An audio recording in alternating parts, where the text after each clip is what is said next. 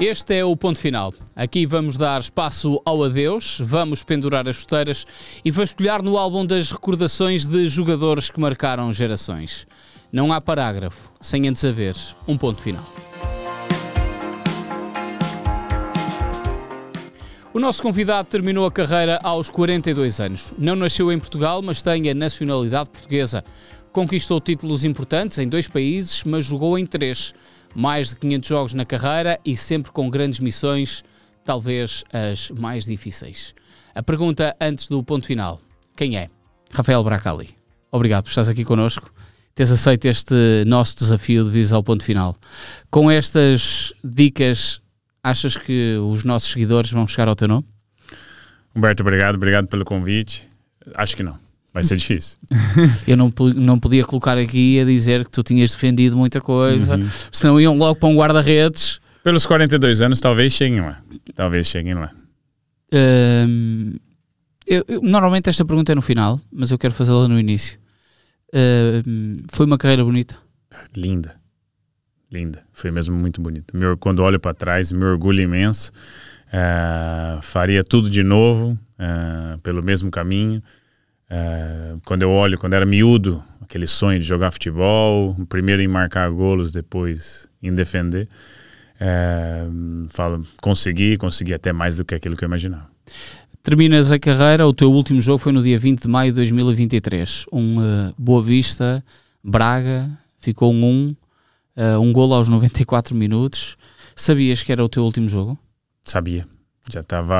Já tinha na minha mente nos últimos 4 meses, porque havia a possibilidade de jogar mais um ano. Eles queriam que eu jogasse mais um ano, mas eu já não queria mais. E quando faltava 15 dias, 3 semanas, nós sentamos e conversamos. Eu falei, olha, não dá mais, não quero mais. Tá bem, vamos fazer a tua despedida. Então, com o Braga em casa, eu falei, tá ótimo, obrigado pela oportunidade. Já sabia sim que era o último jogo. Por que é que não jogaste na última jornada? Porque era para terminar em casa? Eu acho que sim, eu acho que terminou, depois tínhamos ali a oportunidade de já colocar o João para jogar e já, né, que estava à espera, tanto tempo à espera de uma oportunidade, já não fazia mais sentido, porque eu já não tinha também mais motivação, né, quando faz a despedida. Então acho que era a oportunidade não só para o João e também para outros miúdos ali poderem jogar, já que o campeonato estava decidido, não mudava nada, pontos ali naquela parte final. Como é que se vive o último jogo? Foi uma semana diferente, porque a notícia de que ia ser o meu último jogo, terça ou quarta-feira saiu, né, na comunicação social. Eu comecei a receber telefonemas, mensagens de muita gente: por que vais parar? E por que tomaste essa decisão? Estás bem? Podes continuar?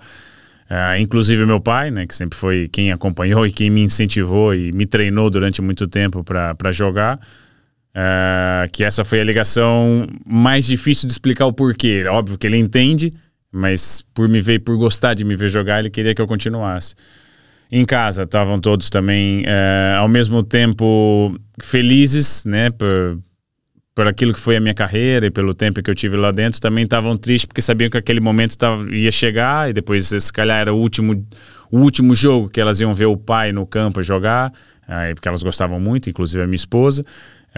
Então foi um misto de sentimentos durante aquela semana, de alívio por ter chegado ao fim. Quando eu digo alívio, né, olha, chegou ao fim uma carreira bonita, vai ser no sábado no jogo frente ao Braga, mas ao mesmo tempo que era festa, depois a gente sabia que depois dos 90 minutos acabou aquilo e já não ia ter mais aquela rotina, já não ia ter uns fins de semana de jogos, daquela ansiedade para um jogo, depois os bons momentos das vitórias, das conquistas, mas também aqueles momentos frustrantes, né, que quando não ganhas um jogo, ou mesmo quando falhas, né, porque o guarda-redes também tem aquele momento mais diferente dos outros jogadores, claro. Quando há uma falha, há uma derrota e há um culpado, e é sempre o guarda-redes.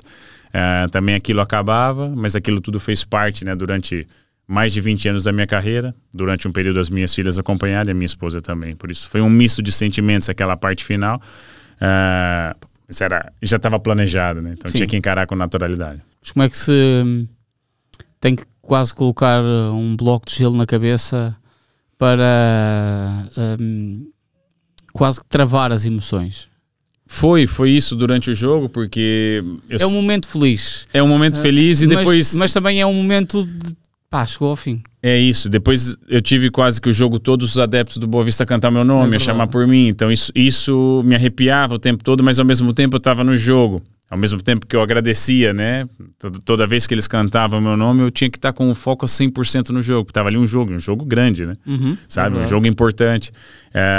Então, mas eu acho que eu consegui durante a minha carreira controlar muito isso. Então eu acho que eu também cheguei para aquele jogo preparado e tive que ser frio num momento emotivo. Tanto é que mesmo na parte final, quando o Thalia chegava próximo e nós vamos marcar o gol, eu falei obrigado, né? Porque pelo menos não terminei com derrota, por isso ainda tive tempo de pensar isso. Marcamos aos 94, foi o Sufa que marcou o gol. E pronto, depois teve festa de novo ali, com os adeptos, com os jogadores, né, que participaram daquele momento, com a minha família, com o próprio, né, com o Boa Vista, que me fez a homenagem antes e depois do jogo. Mas durante os 90 minutos tinha que ali conseguir separar o que era a performance dentro do jogo e a concentração com aquilo que é a emoção que vinha das bancadas também. Quando é que tu decidiste mesmo que é para acabar? Tu disseste que foi ali 3 semanas antes, que foste pensando uns meses antes. Como é que tomaste essa decisão? É certo que tinhas 42 anos, mas a tua qualidade até demonstraste, não é? Que um jogador, neste caso um guarda-redes, pode prolongar estando bem e apresentando-se em alto nível, trabalhando bem e todas as circunstâncias de um atleta de elite. Mas quando é que tu tiveste a frieza em casa de conversar com a tua esposa e não, tenho que mesmo pôr o ponto final?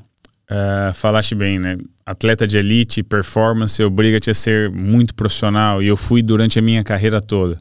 Me cuidei muito, abdiquei de muita coisa para conseguir jogar até os 42 anos. Então, o que começou a acontecer? Nessa fase final, chegava sexta-feira, sábado, jogávamos domingo. Eu sexta ou sábado à noite estava em casa. Nós não fazíamos estágios quando jogávamos aqui no Bessa. Então eu estava em casa e minha esposa falava, vamos jantar. E as crianças, vamos sair, vamos jantar. E eu, tem um jogo amanhã. E aquilo começou a mexer um pouco comigo. Não posso ir jantar, ou tem que estar na rua no sábado, eu tenho jogo no dia seguinte, porque eu não conseguia desligar. Sempre fui muito profissional. Então, eu até preferia estar em estágio, para justamente evitar esses momentos de estar em casa e não poder sair. Quase que havia uma desculpa, não é? É isso. E eu comecei a perceber que eu estava abdicando de momentos junto com a minha família, em momentos importantes, em que eu vivi durante muito tempo, foram mais de 20 anos, e já estava com 42 anos, estava a ser um pouquinho egoísta em pensar só em mim naquele momento de continuar. E depois mesmo no dia a dia, nos treinos, eu já sentia, eu não tinha assim a mesma vontade de treinar, eu tinha vontade de jogar. Adorava o jogo, aquela adrenalina antes do jogo, a ansiedade, aquele momento que antecedia, o aquecimento, mas eu já não gostava muito daquilo que era a preparação, a rotina. Já estava cansado da rotina do atleta, de ter que pequeno almoço, de comer bem, terminar e olhar para o prato e ter tudo muito saudável, porque foi muito tempo fazer aquilo. Então eu já queria me dar um pouco mais de liberdade para isso, sabe? Então foi ali que naquelas últimas eu percebi que estava cansado da minha rotina. Eu falei, não dá mais, eu preciso mudar de rotina, eu preciso mudar de posição. Mas ao mesmo tempo, nos últimos 5 anos eu também já estava me preparando, né, para uma nova função dentro do futebol. De forma? Estudando. No fundo, preparaste com 5 anos, estás a dizer, o teu fim de carreira. Com 34, 35 eu comecei a pensar, eu vou parar daqui a pouco e vou. Joguei mais 7 a partir dali. Sim. Então eu comecei a fazer, só que eu não sabia para qual área. Vou ser treinador de guarda-redes, vou ser treinador principal, vou para a parte do dirigismo, para que lado eu vou? E comecei a fazer de tudo. Eu já sou licenciado em Educação Física com 22 anos, eu já tinha me formado no Brasil, já tinha feito a faculdade. Pronto, e depois agora era hora de voltar a estudar, né, me atualizar, além de tudo aquilo que eu trazia já, né, do futebol, aquilo que foi a minha vivência durante 20 anos, com jogadores, treinadores, dirigentes, agentes, né, em vários clubes diferentes, em países diferentes, culturas diferentes, que já me deu uma experiência muito grande, mas depois eu precisava ir muito mais a fundo naquilo que era específico do treinador, específico de um diretor desportivo. Então eu fui estudar e fui para essas áreas. Depois comecei a me preparar, fazendo pós-graduação, fazendo curso de treinador, para adquirir conhecimento e depois ver realmente que área que... Depois de teres os diplomas, olhares para a frente e veres o que é que podia ser. Exatamente, também foi um pouco por aí. Depois aquela parte final da minha carreira, alguns exemplos que eu fui vendo, eu falei, não, é aqui que eu acho que eu tenho que intervir. Foi assim que eu pensei. E escolheste o ser diretor desportivo nesse sentido? O que me fez escolher ser diretor desportivo foi em alguns momentos da minha carreira, ali no Boa Vista, em que o Bracali era titular, jogava, o Bracali era tirado da baliza, não por performance e desempenho, por negócio. Ok. E eu falei, peraí, será que as pessoas que estão à frente do clube não percebem que a troca de um jogador da equipa titular tem influência direta não só no rendimento, mas naquilo que é a gestão do grupo? Quem é que está fazendo essa gestão? Então eu falei, alguma coisa aqui está errada. Então isso foi um impacto. Eu falei, onde é que está a posição do diretor desportivo aqui? Né? Que se calhar foi um pedido do presidente ao treinador, não pode jogar, ou tem que jogar isso porque nós precisamos vender, sem saber aquilo que poderia ocorrer. Quando houve a primeira vez que foi comigo, eu falei, já sei, eu quero ser diretor desportivo. Para, no fundo, também haver essa intermediação, e é um bom ponto de vista. Bom ponto de vista. Bracali, eu ainda te quero voltar atrás para, precisamente ao ponto em que tu dizes que começaste a sentir que já não gostavas do treino, ou já te cansava o treino. Tu sentes que é um exemplo que os jogadores devem ter cada vez mais na hora de terminar a carreira, quase não se arrastarem? É um ponto que é muito difícil. É difícil. É difícil por quê? E todos vão acabar por perceber isso depois que param. Nenhuma função, seja ela no futebol ou em outra área, vai te dar o mesmo prazer que a do jogador te dá. Seja marcar um gol, defender um pênalti, ganhar um troféu, ganhar um campeonato. Não há uma outra função. O treinador talvez seja o que mais se aproxima. Então, um diretor desportivo, seja alguém que possa ser um presidente, ou que é um agente, que continuem na área do futebol, não vão ter a mesma emoção. Claro. Então, isso já é frustrante, porque depois eles querem ter aquilo, depois deixa de ser falado, já não fala mais nos jornais, já não é tão reconhecido na rua como era antes, para dar os autógrafos. Isso também é um pouco da vaidade do jogador. E eu nunca tive isso comigo. Então eu sempre fui me preparando, eu sabia que isso era momentâneo e era temporário. Então eu sabia viver os bons momentos, como também sabia viver aqueles momentos que não eram tão bons da carreira de um atleta. Então eu sempre fui muito ponderado. Por isso que eu acho que eu parei tranquilo, com a consciência tranquila. Por quê? Porque eu dei 100 ou mais do que isso, ou quase 200% em tudo aquilo que eu fiz enquanto estive no futebol. Porque depois que eu parei, acabou. Aliás, eu não gosto nem de brincar futebol hoje. Não quero, não. Gosto de jogar pádel, gosto de andar de bicicleta, qualquer outro tipo de esporte, menos futebol. Não és o primeiro a passar por este ponto final e dizer isso. Porquê é que achas que isso acontece? No meu caso é porque eu dei tudo. Então eu não tenho vontade de estar lá dentro do campo. Imagina com uns amigos que não são de futebol, que são amigos que tu conquistaste ao longo da tua vida, seja por relações familiares, o que seja, te convidem, olha, Bracali, vamos fazer aí um joguinho de amigos e não te estou a falar de pessoas de futebol, estou a falar de pessoas completamente externas. Não alinhavas? Talvez aceitava, mas ia jogar ponta de lança, claro. Na baliza não ia. Aí até brincava, assim, numa coisa isso, assim, né, num convite esporádico, vamos lá jogar, e sem problema, não há. Mas agora, olha, vai ter um jogo aqui que me chama às vezes para alguns jogos solidários, eu até quero ir pela causa que é o jogo, claro. Mas não por ter vontade de colocar roupa e ir para dentro do campo. E muitos jogadores, por muitas vezes, grande parte deles, não darem tudo durante a sua carreira, depois querem voltar no tempo e aí já não dá mais. E aí começam a se arrastar. Claro. Da primeira vão para a segunda, vão para a Liga 3, vão jogar o Distrital, com todo respeito por todas as divisões. Mas no nível que chegaram, depois não percebem o momento de parar e começam porque ainda sentem a necessidade daquilo, sentem a necessidade do balneário, sabe, de ser reconhecido. Esse é o X, o jogador tal que jogou, lembra? Claro. Teve no clube X. E é assim que sente. Então a vaidade às vezes toma conta, né, daquilo que é a razão de a gente falar, ok, deu meu momento, agora vamos partir para outro. Claro. E a tua história em Portugal, principalmente, é toda ela na Primeira Liga, o que é algo também absolutamente assinalável. Deixa-me voltar ao início para falarmos sobre como é que aparece o futebol na tua vida. No 00 nós só temos que o início em 2001, mas foi lá atrás, porque esta aqui é a parte ainda, ou já é a parte sénior. Quando é que começaste a jogar futebol? O futebol eu comecei a jogar em Belém do Pará, embaixo do meu prédio. Eu ganhei roupa de guarda-redes do meu pai, né? Que ainda era guarda-redes na altura. E eu tava jogando futebol com os meus amigos lá, sei lá, 5 anos, 6 anos lá embaixo no prédio e sofri um gol. E ele me escutou chorar lá de cima do 7º andar porque eu sofri um gol. Foi lá, me pegou pela orelha e falou, tu nunca mais vai à baliza. E sabe que aquilo entrou mesmo na minha cabeça, eu nunca mais... Teu pai era guarda-redes. Guarda-redes, jogou até os 38 anos, teve uma boa carreira no Brasil. Bateste o recorde dele. Bati o recorde dele. E o meu objetivo era chegar à idade dele, aos 38, que ele jogou até os 38, consegui superá-lo. E depois eu começo a jogar futsal, que eu volto de Belém, volto para Santos, começo a jogar futsal em Santos, depois vou jogar futsal em Jundiaí, não como guarda-redes, como pivô, como fixo. Tinhas corpo para jogar pivô? Ou era mobilidade? Era mobilidade, eu era ágil, assim. Porque o fixo... Normalmente, hoje, o futsal hoje está muito mais dinâmico, eles trocam de posições ao tempo todo. Naquela altura era mesmo mais fixo e pivô e os dois alas, né? Claro.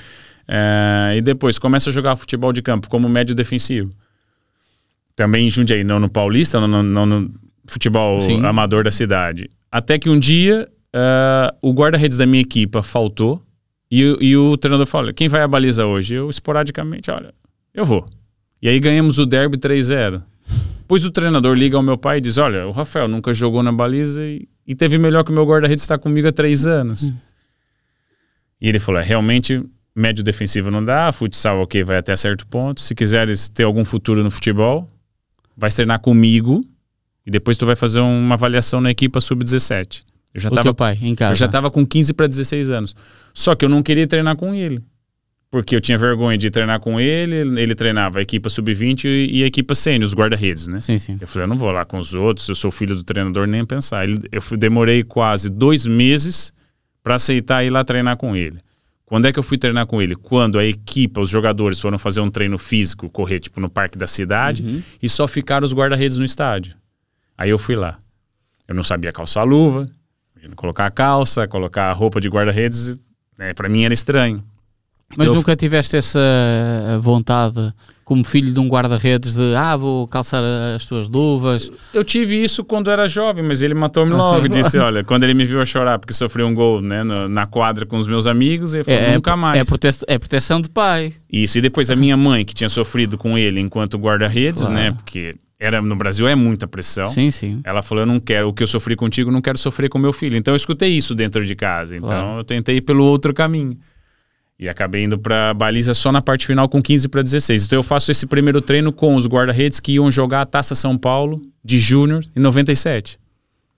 Ele falou, tu vai treinar comigo. Se eu ver que tu tem condições, ótimo. Se não, né, vai estudar e vai seguir a tua vida. Então o primeiro exercício era chutar 10 bolas na minha mão. E as 10 ficaram. Depois os outros que estão ali, mentira, Braca, que ele nunca teve na baliza. Ele já teve. Eu falei, não, nunca teve. Então eu começo a fazer exercícios simples, né, com eles, e a bola ficava comigo de uma forma muito natural. Óbvio, com alguma deficiência, mistura, né, mas muito natural. E a partir dali começou. Então em 96 eu começo a treinar em novembro, mais ou menos, com esses guarda-redes. Eu não ia com a equipa da Taça São Paulo de Júnior, que por coincidência foi campeã em 97, ganhou a final do Corinthians, que tinha o Deco, essa equipa sub-20 do 97 do Corinthians, o Paulista ganha nos pênaltis, e a partir daí em 97 eu entro, faço uma avaliação na equipa sub-17 e fico lá como terceiro guarda-redes. Essa equipa de sub-20, lembras-te de algum guarda-redes que tenha feito boa carreira? Desse primeiro treino que tu tiveste? Teve o Cristiano, que foi o melhor deles com quem eu trabalhei naquela altura, que foi campeão e depois vai para o Atlético Paranaense, mas o Cristiano era alguém que não tinha muita cabeça e acabou por se perder ao longo do caminho, mas foi naquela altura, no Brasil, com os guarda-redes que eu trabalhei no Paulista, sem dúvida, o melhor deles todos. E fascinou-te a baliza por essa questão do treino? Por tu teres o teu pai? O que é que te fascinou para... Quando te perguntaram, faltava um guarda-redes, foi, vá lá, o teu lado altruísta de ajudar a equipa e vou para a baliza, e depois o que é que te fascinou a ficar na baliza?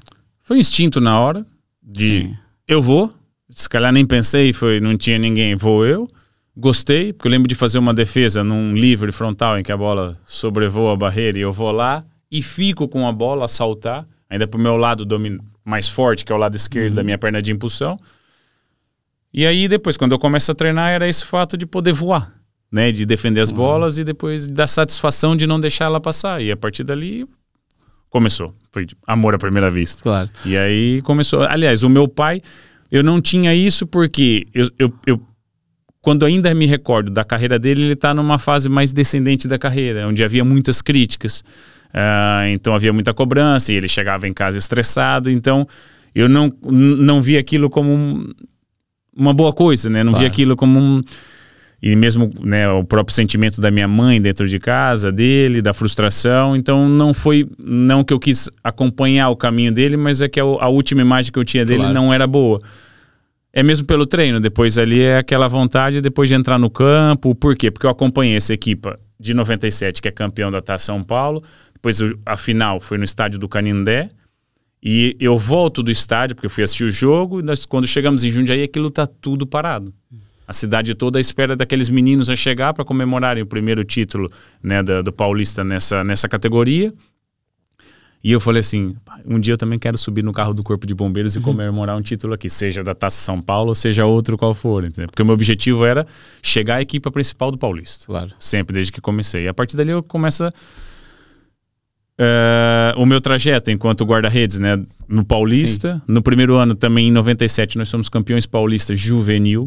Imagina, sub-17, ganhamos do Corinthians, São Paulo, Santos, todas aqui. Sim, e ali a grande São Paulo está cheia. Guarani, Ponte Preta, aquilo era muito forte.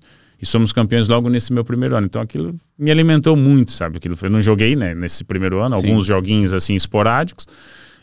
Mas aquilo me deu logo em um ano. Eu vi a equipa de 97 ser campeã da Taça São Paulo e depois a minha equipa ser campeã paulista. E isso, e no Brasil além de ser muito respeitado, é visto também como os viveiros que acabam por surgir de novos guarda-redes. O que é que além de fazer voar a posição de guarda-redes, o que é que tu sentiste que aprendeste com muita facilidade? Encaixar a bola. Eu acho que era uma coisa que eu não sabia que eu tinha, era uma habilidade. Enquanto a bola vinha e a maioria dos guarda-redes tentam, né, desviá-la e querem fazer aquela defesa bonita e colocarem para fora um grande salto, eu já preferia simplificar, e aquilo estava comigo. Que é por isso que nós, todos os guarda-redes brasileiros, ou a maioria deles, tem como ídolo o Tafarel, que simplificava suas defesas. Enquanto uns atrasavam seu passo para voar, ele dava 1, 2 passos, estava atrás da bola, ou encaixava aqui, ou encaixava aqui. Então ele simplificava e às vezes nem sujava o uniforme. Então acho que foi isso que mexeu comigo, isso que me chamou mais atenção depois, que era a minha capacidade de, sem ter treinado muito, agarrar a bola e não espalmar, e depois me preparar para tentar ser igual ao Tafarel. Nunca tiveste o problema de pensar de que só vai jogar um, somos vários guarda-redes, e a partir desse momento quem jogar vai ter mais oportunidade de estar na baliza, não é? E o outro tem que trabalhar mais. Isso não foi algo que acaba por mexer numa escolha? Não, no início não, porque eu tinha um sonho, que era ser jogador de futebol. Foi como eu disse, queria marcar primeiro de qualquer jeito. Depois fui à baliza e ganhei um gosto por aquilo, por salvar um gol, por salvar a equipe. Então eu só noto um pouco isso quando eu chego à equipa principal, quando eu chego à equipa sênior, e nos meus 2 primeiros anos tive mesmo, ainda no primeiro ano ainda era sub-20, quando eu sou o terceiro guarda-redes da equipa sênior, mas eu fiquei muito tempo a treinar atrás da baliza, porque o treinador usava muito treino conjunto e não trocava os 2 guarda-redes. Depois, quem era o treinador de guarda-redes? Meu pai, que não interferia por mim. Eu fui prejudicado porque ele poderia, olha, vamos colocar o terceiro guarda-redes para treinar um pouco, e ele não fazia. Então ainda fui mais prejudicado por tê-lo, né, como treinador de guarda-redes, porque eu não tinha alguém que ia lutar, porque podiam achar, é o filho do treinador e vão colocar para dentro. Então eu ficava a treinar lá atrás muitas vezes, com os jogadores que também estavam fora, porque o elenco no Brasil normalmente é grande. Sim. Então ficava 4, 5 jogadores a fazer às vezes só finalização, e aquilo era cansativo. Cai, levanta, mas aquilo ajudou-me imenso depois. Como é que se trabalha mentalmente para a tal situação de que, se cometeres um erro, normalmente dá golo? E quando há um golo, toda a gente pode errar, mas o guarda-redes é o último muro a passar. E aquilo que tu estavas a dizer de teres vivido os momentos finais da carreira do teu pai, há de ter sido um exemplo para tu também ultrapassares e mentalmente criares essa barreira de acontece. E com certeza defendeste muito mais do que sofreste golos. É verdade. Assim, eu também tive um pai que foi guarda-redes. E ao longo desse meu percurso, né, desse início, ele também foi me dando algumas informações, né, daquilo que aconteceu com ele, daquilo que acontecia normalmente com o guarda-redes, com o erro, né, ou com o sucesso. Então, por isso ele também foi me ajudando a direcionar dessa forma e encarar um erro também com alguma naturalidade, que aquilo fazia parte da nossa profissão. Era a forma depois como nós reagimos àquilo e depois as pessoas que estavam ao teu redor, quando eu digo isso, os jogadores e os treinadores, que era aquilo que era o apoio, porque tu não vai conseguir controlar a crítica dos adeptos, ou mesmo dos jornalistas, isso tu não consegue controlar. Então eu tinha que estar preparado para aquilo. Eu tinha isso e depois tinha a questão de ser meu pai, né, que era o meu treinador, que eu sabia que quando eu começasse a jogar no Paulista, mesmo tendo um passado na formação, com quase 200 jogos entre sub-17 e sub-20, capitão, quando eu chegasse naquilo, ninguém ia lembrar daquilo, porque no Paulista muitos dos adeptos que estavam ali eram miúdos da minha idade, que tentaram ser jogadores e não conseguiram, eram frustrados, os pais também iam lá para apontar o dedo a alguém. E eu, né, sabe, o fim de semana às vezes é para descarregar, vamos lá descarregar. Por isso eu tinha isso, eu me preparei, eu estava muito forte para isso. Sabe? Porque eu sabia que isso ia acontecer quando eu cruzasse com o meu pai, que a pressão ia ser dobrada. Então isso ajudou-me a estar mais concentrado, a me preparar melhor para errar menos. Quando é que tu sentiste que ias ser profissional de futebol?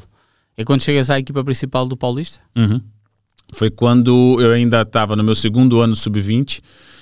Fui fazer um treino com a equipa principal e na altura o treinador era o Luiz Carlos Ferreira, saudoso Luiz Carlos Ferreira. Olhou e falou... Quem é aquele miúdo ali que tá a voar e defender as bolas para todo lado? E aí, o meu pai disse, olha, é o guarda-redes da equipa sub-20, mas não disse que era o filho. Né? Eu quero ele aqui para treinar. Ele falou, não, mas agora não, nós temos aqui 3 guarda-redes.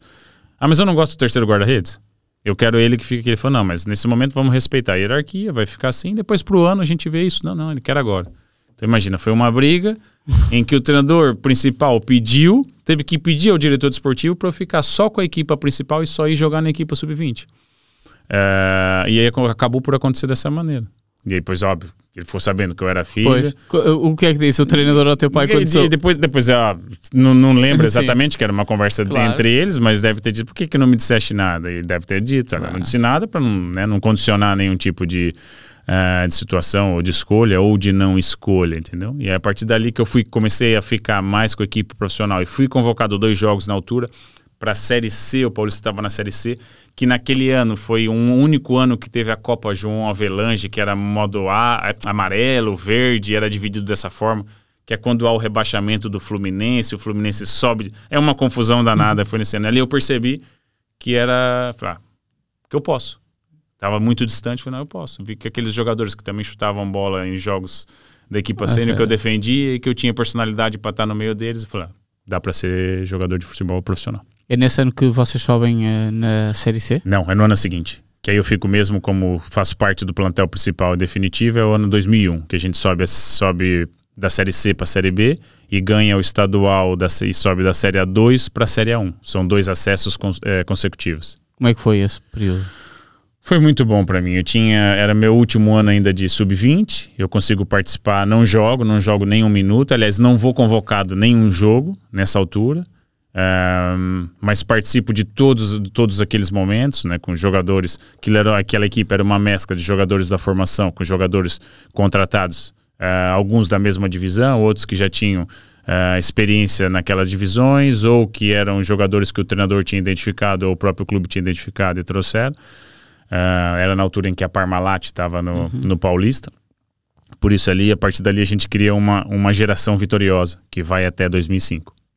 Tu, pelo meio, és emprestado ao Juventude?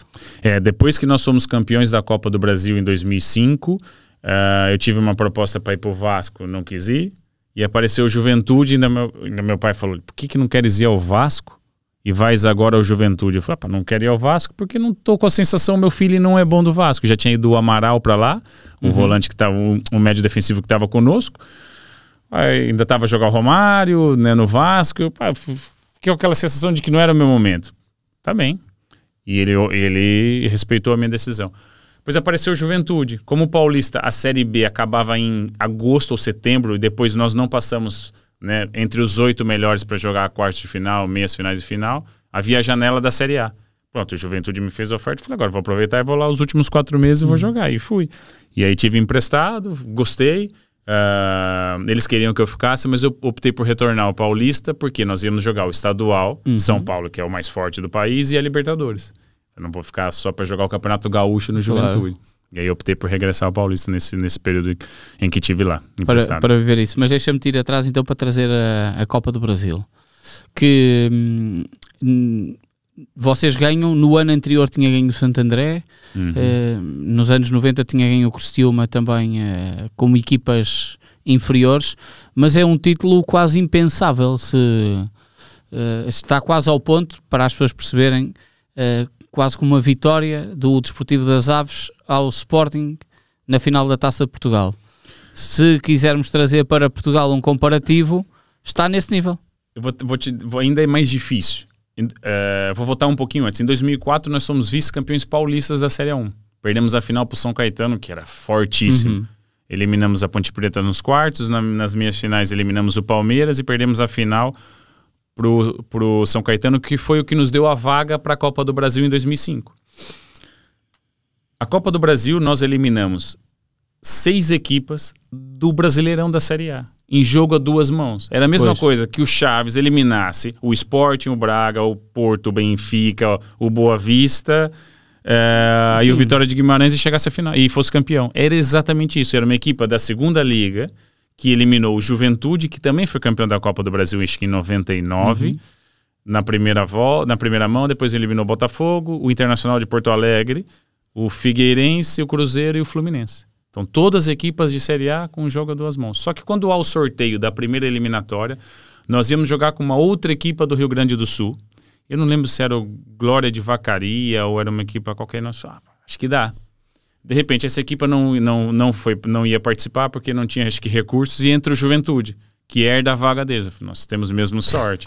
Só que imagina, o Santo André campeão no ano anterior. Eu lembro de dar entrevista no primeiro jogo contra o Juventude, antes do primeiro ou do segundo jogo. E me perguntaram sobre, vocês acham que podem ser um azarão como o Santo André? E eu falei, é difícil, mas quem sabe? Nem nos nossos melhores sonhos nós pensaríamos isso. Mas era impensável, naquele momento, passar pelo Juventude já era uma grande vitória para o Paulista, que ia participar pela primeira vez da Copa do Brasil. Depois o percurso todo, eliminar o Botafogo com o segundo jogo no Maracanã, sabe? Então, o Internacional de Porto Alegre, eram equipas fortíssimas. Então é um título que é impensável prever antes, mas depois a meio nós vimos que era possível. Pois, era isso que ia te perguntar, no meio desse percurso, quando é que vocês começam a sentir de que pode dar? Quando nós perdemos do Internacional de Porto Alegre em Porto Alegre. 1-0. Nós fizemos um jogo absurdo, que 1-0 foi a maior mentira o resultado. Então nós jogamos contra o Inter aqui, no Beira-Rio, dessa maneira, olhos nos olhos. Fernandão, Jorge Wagner, não lembro se estava o Tinga, que grande equipe. Nós pensamos assim, dá. Pronto, tínhamos o jogo da volta em Jundiaí, ganhamos 1-0, depois eliminamos o Inter nos pênaltis. Ali a gente falou, dá pra nós. Pronto, jogo a jogo, óbvio, claro. Mas dá, porque acho que naquele momento o Internacional era das equipas mais fortes do Brasil. E como é que foi essa final? 2-0 em casa? E 0-0 fora. Ajudou o facto de não seres no Maracanã? Ajudou. Nós estávamos a falar em off sobre isso, né? Foi no São Januário, na casa do Vasco. Nós já tínhamos passado pelo Maracanã quando eliminamos o Botafogo, mas era preferível jogar em São Januário, se calhar com 30 ou 40 mil, que eu não me recordo, não sei agora, acho que 30 ou 35 mil deve ser o máximo. Quando vai jogar no Maracanã, e naquela altura acho que ainda chegava aos 90 mil. Fazia uma diferença grande. Então, eu acho que nós sentiríamos menos o jogo de São Januário. Ganhamos 2-0 em Jundiaí, abrimos uma boa vantagem, fizemos um jogo espetacular, poderia ter sido 3 ou 4. Ainda bem que não foi, que normalmente poderíamos relaxar e de repente estamos a falar de um Fluminense também, uma equipa de Série A, um histórico no Brasil. Pois o jogo em São Januário, onde é que nós perdemos, eu acho que o medo do jogo? É quando a gente está a caminho do estádio, e aquilo um quarteirão fechado, tem que passar mesmo na rua, né, ao lado do estádio, em que estão todos os bares e os adeptos todos do Fluminense. e eles quebram os nossos vidros todos dos ônibus com pedradas, com paulada, e a gente entra abaixado. Então, eu acho que ali, aquele impacto nós tivemos logo a chegada... Vocês estavam à espera disso? Não estava. A gente esperava alguma segurança, esperávamos que se calhar iam bater no autocarro, mas não, é que quebraram todos pedradas, os jogadores que sangraram, que tiveram cortes. Engraçado, porque eu estive a ver os melhores momentos desse jogo e há um jogador precisamente que aparece que está a jogar com cortes. Eu não me recordo, mas muito provavelmente deve ter sido E eu achava que podia ter sido de um lance de jogo que tivesse acontecido, mas estás a contar isso. E depois, imagina, nós saímos do autocarro, entramos no balneário e a gente estava em festa. Eu lembro do nosso treinador, o Wagner Mancini, falar: é guerra, é isso, viemos para isso, entendeu? Então, aquilo... libertou-nos, acho que, do medo, porque depois que nós passamos por isso já, agora é só um jogo de futebol. É só um jogo de futebol lá dentro, eles já não podem tocar na gente porque nós já estamos dentro do estádio, entendeu? Agora é óbvio, eu tinha 23 anos naquela altura, eu lembro de aquecer e tremer um pouquinho, sabe? Eu lembro de já não encaixar a bola tão perfeitinha, de trocar a luva, de achar que aquela luva não estava com encaixe. Guardado comigo, meu pai percebia, óbvio, né, que claro. Ninguém como ele para perceber da posição e daquilo que era o filho e aquele quem ele treinava já há 3 ou 4 anos, e passava pela nossa cabeça, óbvio, estamos tão próximos, mas um erro meu ou de qualquer outro, a gente pode deitar tudo abaixo e tu ficar marcado por isso. Quando tinhas a cidade toda de Jundiaí, 500 mil de habitantes, a nossa espera, né? Ou a espera vendo o jogo lá nas ruas da cidade, então aquilo mexe contigo. Pronto, aquilo eu consegui pensar durante o aquecimento. Depois começou o jogo, apagou-me completamente. Aí o foco já estava no jogo, mas tudo aquilo passa pela tua cabeça. Quando o árbitro termina e apita, foste logo ter com o teu pai? O primeiro abraço foi meu pai. Por quê? E é engraçado isso, porque nós criamos uma relação muito fria depois de um certo tempo em que ele estava a me treinar. Deve ser difícil para os dois. Porque eu não podia chamá-lo de pai dentro do campo e ele também não falava filho. O Rafael, entendeu? E eu levantava a mão para chamá-lo ou pedia para alguém: olha, chama o Bracali, por favor, para mim. Então nós criamos uma relação muito fria nessa altura. E a primeira pessoa que eu abraço é ele. E eu falo: te amo, pai. Então, tipo, logo é a primeira coisa que ele: te amo, filho. Então aquilo foi a minha primeira reação logo. Eu botei pra fora aquilo que eu tinha vontade de dizer. E ele também. E ele também. Então a gente dá um abraço forte. Nós terminamos o dia seguinte o Jornal Nacional. A gente tem isso gravado, que é o William Bonner e a Fátima Bernardes, né? Que são os mais emblemáticos jornalistas brasileiros, né? Do jornal, que é o principal jornal brasileiro, das 8, antes da novela, a terminar, dizer: olha, a família Bracali tá em festa. Então imagina, tem aquilo tudo gravado, depois era a nossa família toda a ligar e a falar: que bonita, e foi uma imagem bonita, porque termina comigo, com meu pai, a nos abraçar e tipo, eu a poder chamá-lo de pai e dizer que amava, entendeu? E ele devolver da mesma maneira, porque nós criamos uma relação muito fria e muito profissional. Sim. Só assim que a gente ia conseguir sobreviver àquilo. Sim, mas é difícil. É difícil, porque nós tomamos... Tu já és um adulto, tens 23 anos, já estás, quer dizer, se com 10 anos tens a capacidade de ouvir os ralhetes do teu pai, com 23 anos sabes que ele vai dizer precisamente para o teu bem. E não tinhas isso. E foi sempre, né? Porque eu lembro de fazer o meu primeiro ou segundo jogo como profissional e a televisão me chamar para uma entrevista e eu saio de casa com uma camisa regata, né? Que a gente fala, sem manga aqui. E ele falou: onde é que vai? Eu falei: vou pra entrevista. Vai pra entrevista com camisa regata? E de chinelo? Eu falei: ele falou: não, vai por uma sapatilha, vai por uma camisa em condições, porque você vai pra uma entrevista, é a tua imagem. Não tens que ser um jogador como todos os outros, tens que aparecer bem, não me ponha chapéu na cabeça. Então eu, desde muito cedo, o que me ajudou muito foi algumas orientações também de me comportar como um atleta e como exemplo para os outros. Então eu sempre tive que ser muito contido, por mais que a vaidade, aquela coisa do jogador e da idade, né, da juventude, querer botar pra fora, eu tinha um pai que estava o tempo todo pelo meu bem. Claro. Bem. É engraçado tu dizes isso, porque aqui há uns anos, quando entrevistei o Elton Leite, que foi teu colega no Boa Vista, ele também é filho de um ex-guarda-redes e também foi treinador dele, e ele falava também muito disso e até dizia que tinha escolhido a baliza porque era a única posição que tinhas um treino específico e especializado, que nenhum das outras posições do futebol acabas por ter um treino. Agora já tens treinador de avançados e de defesa e tudo, mas até aquele tempo acabavas por não ter isso. Eu tenho aqui uma curiosidade precisamente sobre vocês dois, que é, o teu pai é Bracali com 2 L's? Não. É um erro, então? É um erro, tudo Bracali com ele. Mesmo no Nacional da Madeira, ainda joguei com Bracali com 2 L's. Eu falei, olha, por favor, tira-me o segundo L. E eles demoravam para tirar e também... Não, na ficha do 00 o teu pai tem Bracali com 2 L's. Não, tá tudo... Vamos corrigir isso. E já dei entrevista, já falei sobre isso, entendeu? Mas sem problema. Claro. Não, mas vai ficar direito a partir de agora. Vens depois para Portugal, para o Nacional da Madeira. Como é que apareceu a oportunidade de Nacional da Madeira?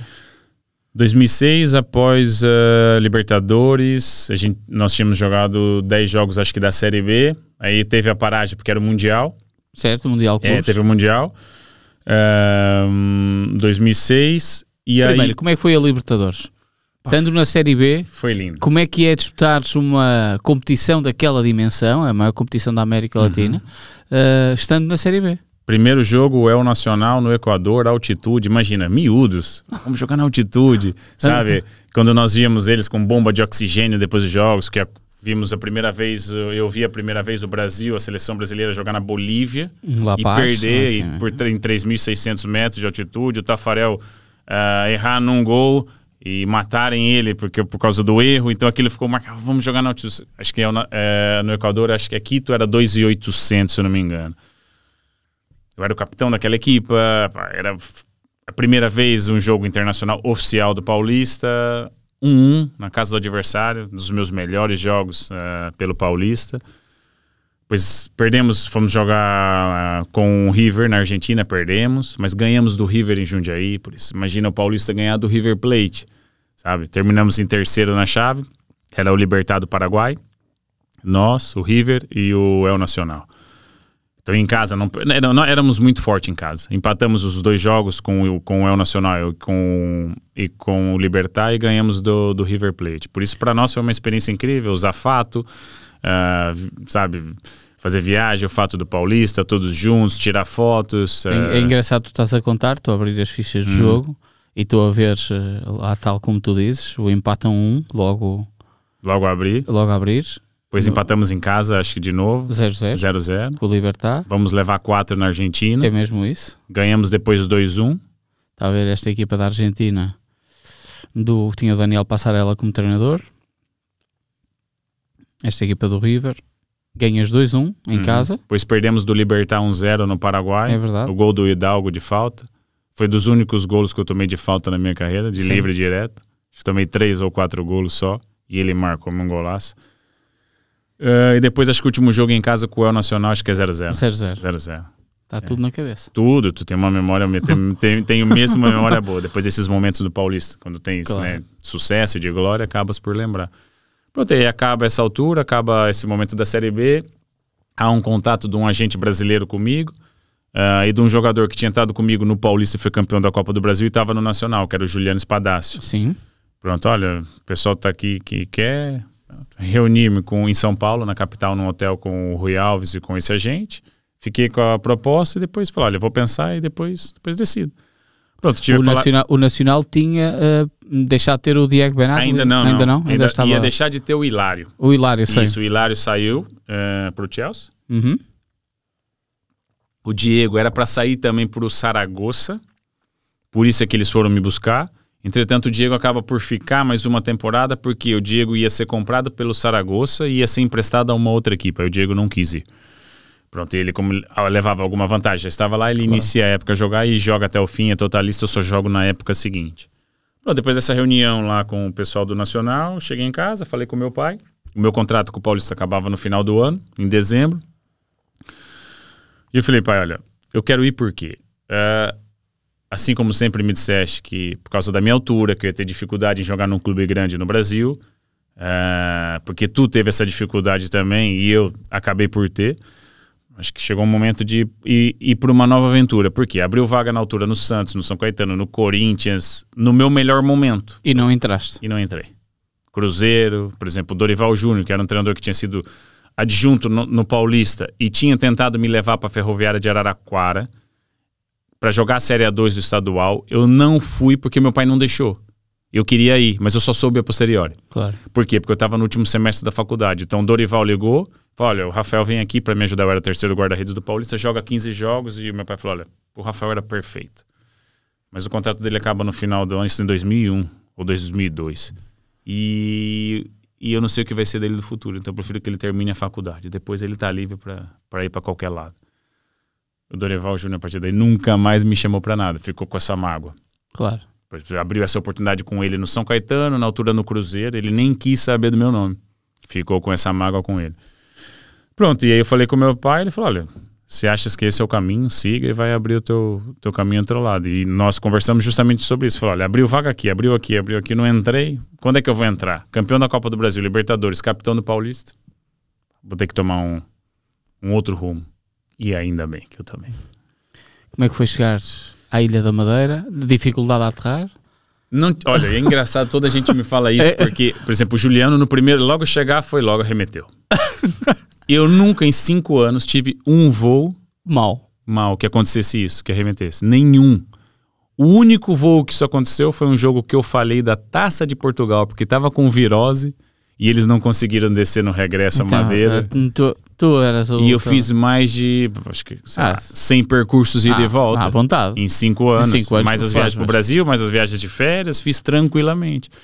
Por isso, quanto a isso, não tive problema. O meu maior impacto no primeiro ano teve a ver com o treino específico do guarda-redes, que aqui não era desenvolvido. Começou a se desenvolver nos últimos anos um pouco mais. Mas naquela altura não era. Quem era o treinador de guarda-redes era adjunto também do treinador. Então a gente passava boa parte do treino junto com a equipe e fazia muito pouco treino específico. E para quem vem com essa realidade? Para quem vem com uma realidade completamente diferente, de uma escola muito boa, uma escola de guarda-redes de alto nível de treinamento, eu tive muita dificuldade. Eu queria ir embora no primeiro ano por causa disso. Então acaba o meu primeiro ano, eu me reúno com o Rui Alves e falo, olha, investiste, compraste 50% do Rafael Paulista. Não vai ter retorno nenhum se nós continuarmos a pensar o futebol sem um treinador de guarda-redes específico, bom e que conheça daquilo que tu vai fazer. Foi assim que eu cheguei aqui. Mas o meu orçamento não dá. Falei, qual é o teu orçamento? Eu tenho isso. Falei, posso trazer um do Brasil? Ele falou, pode. E fui lá e peguei. Quem veio? Rodrigo, humilde de 21 anos, que era adjunto do meu pai. Tinha acabado de terminar a faculdade, mas que ajudava meu pai nos treinos e aprendia com ele. E eu trouxe comigo. E como é que tu... É engraçado trazer essa história porque tu eras um guarda-redes suplente. Exatamente. Mas conseguiste... eu sabia que eu ia ser titular. Isso foi a primeira ação do diretor desportivo. Se calhar foi. Porque eu tinha que pensar um pouco mais à frente. Eu não conseguia estar ali porque eu sabia isso aconteceu depois quando cheguei no Porto. Claro. Eu não treinei, não performei, fui-me embora. Aconteceu exatamente igual. Só que no Porto eu não tive o poder de levar alguém. Ou de pelo menos indicar um treinador de guarda-redes que chegasse lá para eu poder lutar em igualdades de condições com os outros.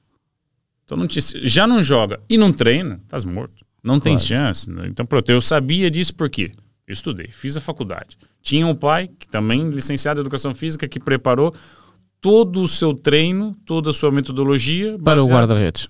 Em treino científico, não de outra forma. Então ele estudou tudo aquilo e preparou aquilo. Por isso é que ele conseguiu formar Arthur Moraes, o Bracali, o Vitor, o Cristiano, que só não foi mais além por causa da sua cabecinha. Então ele conseguiu formar grandes guarda-redes no Paulista por causa disso. Então eu sabia o efeito que o treino tinha e o efeito que ele não tinha. Claro.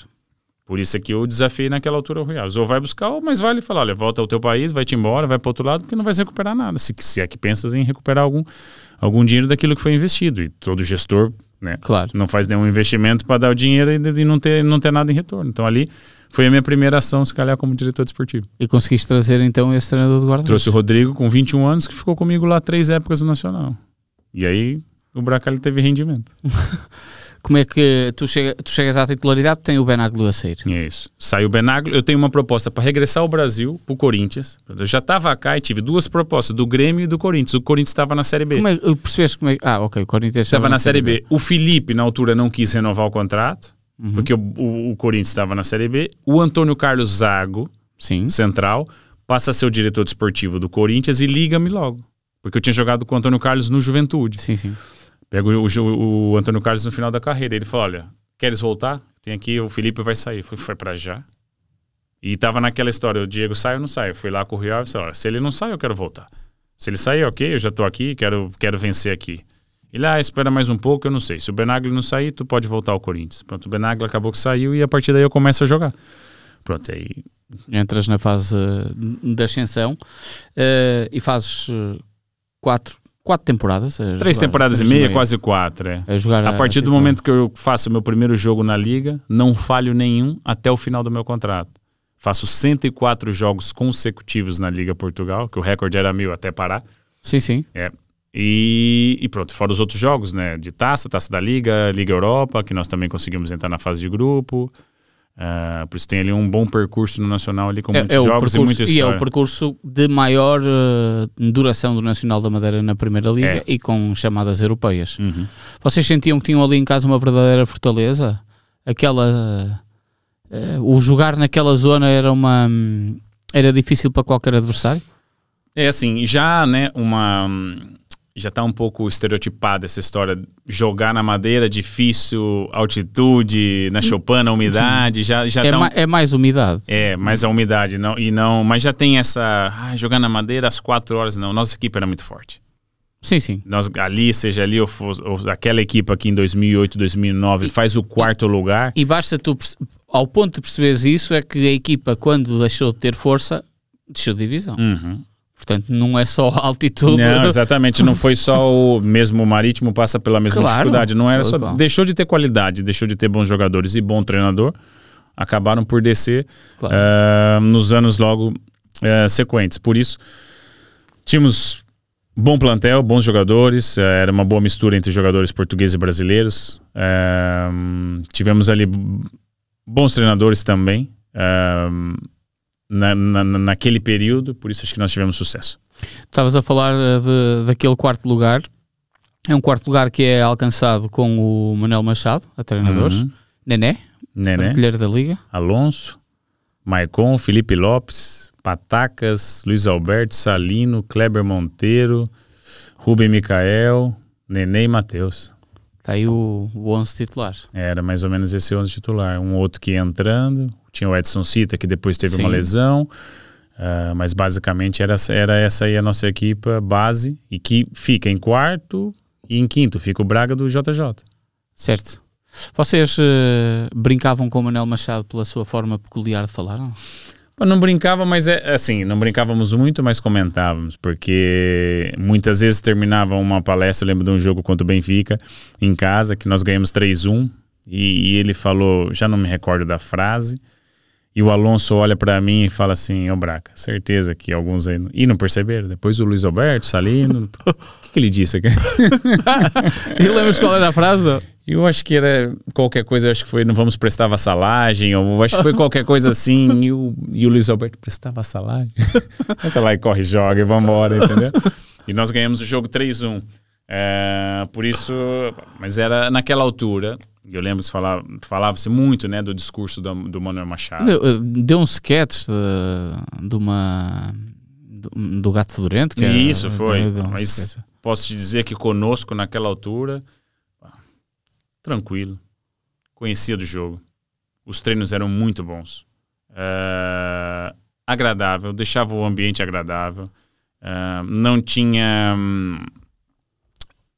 muito assertivo naquilo que ele queria dos jogadores, do jogo, da tática, no vídeo, na orientação, né, na preparação do jogo, seja ela no campo ou seja ela depois numa parte mais teórica. E gostei do trabalho dele. Acho que ele também teve muito mérito naquilo que foi o sucesso daquela equipe. Essa época é a época do Nené? É a época do Nené, do melhor marcador do campeonato. Já conhecias o Nené do futebol brasileiro? Não conhecia. Ouvi um pouquinho dele, acho que na passagem que ele teve pelo Santa Cruz, antes do Cruzeiro comprá-lo, que eu acho que é ali que o Cruzeiro vai buscá-lo, mas sem ver muito. Depois que o Nené chegou e deu para ver um profissional de excelência. Não era só a qualidade que ele tinha enquanto atleta, mas era a capacidade que ele tinha. E quando é que eu via o Nené? Quando eu precisava dele na bola parada defensiva, ele era um animal. Pois era comprometido. Então, há jogadores que vêm, né? Claro. Para a defesa, se eu puder não ter contato, não. Ele vinha mesmo para ajudar. Por isso é que teve sucesso. Claro, exatamente. Saltas para o Porto. Depois do Porto ganhar a Liga Europa... depois do Porto ter o André Vilas-Boas como treinador, tu já vens sabendo que o treinador é o Vítor Pereira? Não, eu fui contratado pelo Vilas-Boas. Como é que foi essa história? No ano anterior, um ano antes de terminar meu contrato com o Nacional, eu já tinha tido proposta para sair para o Benfica, para o Braga, E durante o meu último ano, eu tive proposta do Sporting e do Porto. Através do Porto, através do Vilas Boas. Acabo por decidir pelo... Foi ele que fala contigo? Não é ele que fala comigo direto, mas é ele que me coloca como opções, né, para baliza. Já tinha me colocado no ano anterior, que eu sabia, quando o Porto vai buscar o Rubem e Mikael. Pronto, já havia um contato para no futuro me levar. Conversa de bastidores. Claro. Mas eu acabo por fazer um jogo no Dragão em janeiro. Taça da Liga, nós ganhamos 2-1. É a única derrota do Porto. Pronto. Mal acaba o jogo e eles me fecham ali. Pro ano nós te queremos aqui. Tá bem? Pronto, a partir daí começam as conversas. 3 dias antes da minha apresentação, sai o Vilas Boas. Pode Chelsea. E fica o Vitor Pereira. Pronto, acho que aí começou tudo errado pra mim. Foi. E aí começa tudo errado. Começa tudo errado. Mas tu és contratado porque pode haver a iminência da saída do Elton? Não, já sabia que saía o Beto. Okay? Claro. Só que eu vim do futebol, por exemplo, da conquista, do treino, do jogo, da disputa, para depois conseguir. Eu sabia que vinha para ser o segundo guarda-redes, mas tinha condições de lutar para ser o primeiro.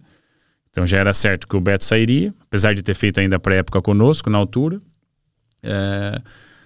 E que eu ia lutar por aquela vaga. Nunca me prometeram nada, vai chegar, vai ser titular, porque não, nada disso. Perfeito. Eu acreditei naquele projeto, que eu seria capaz, né, de disputar a posição com o Elton, sabia que ele tinha vantagem.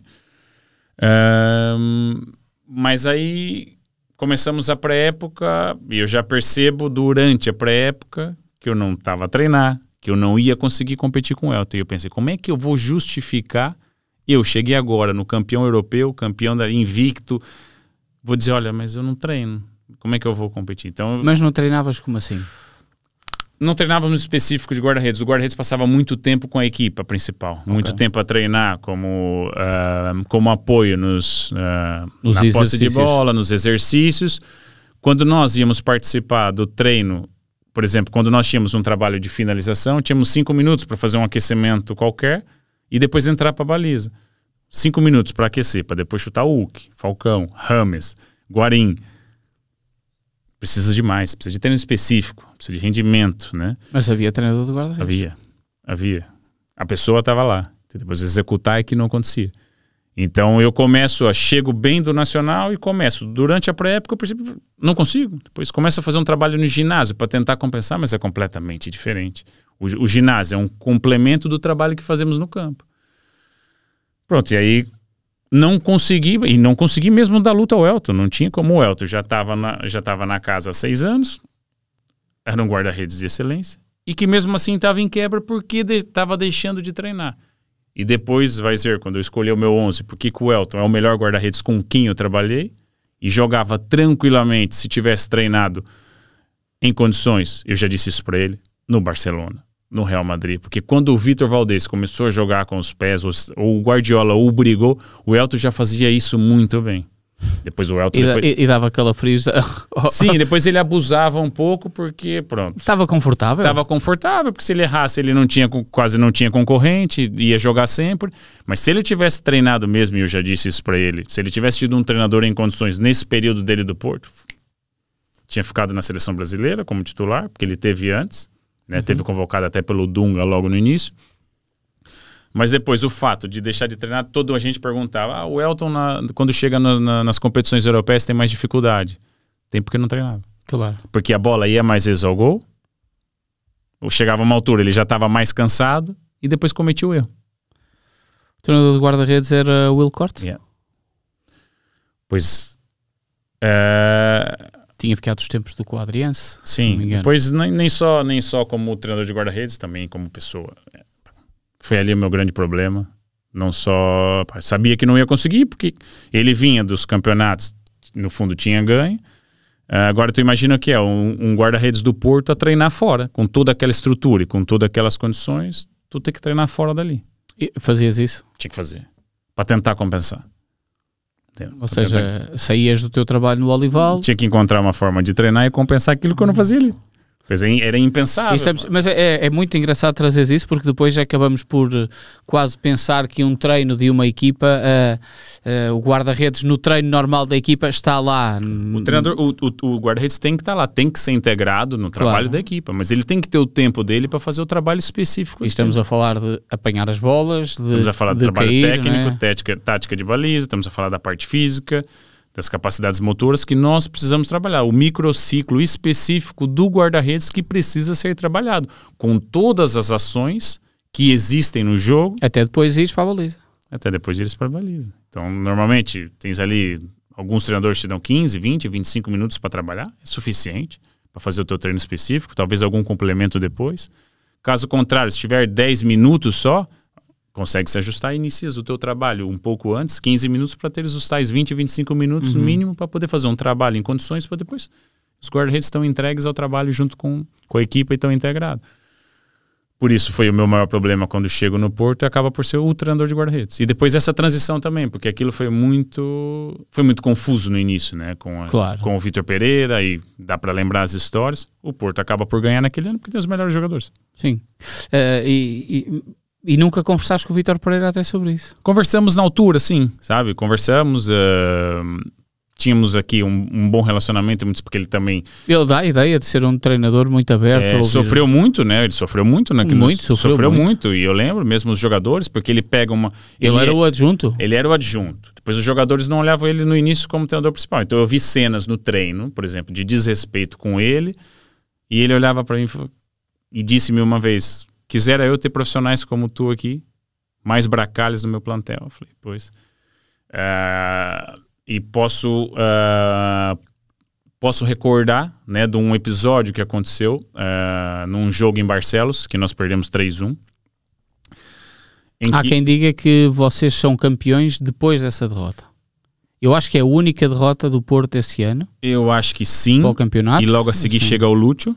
Certo. Pronto. Que é quem traz o equilíbrio ao balneário. O Lúcio veio um outro jogador com ele.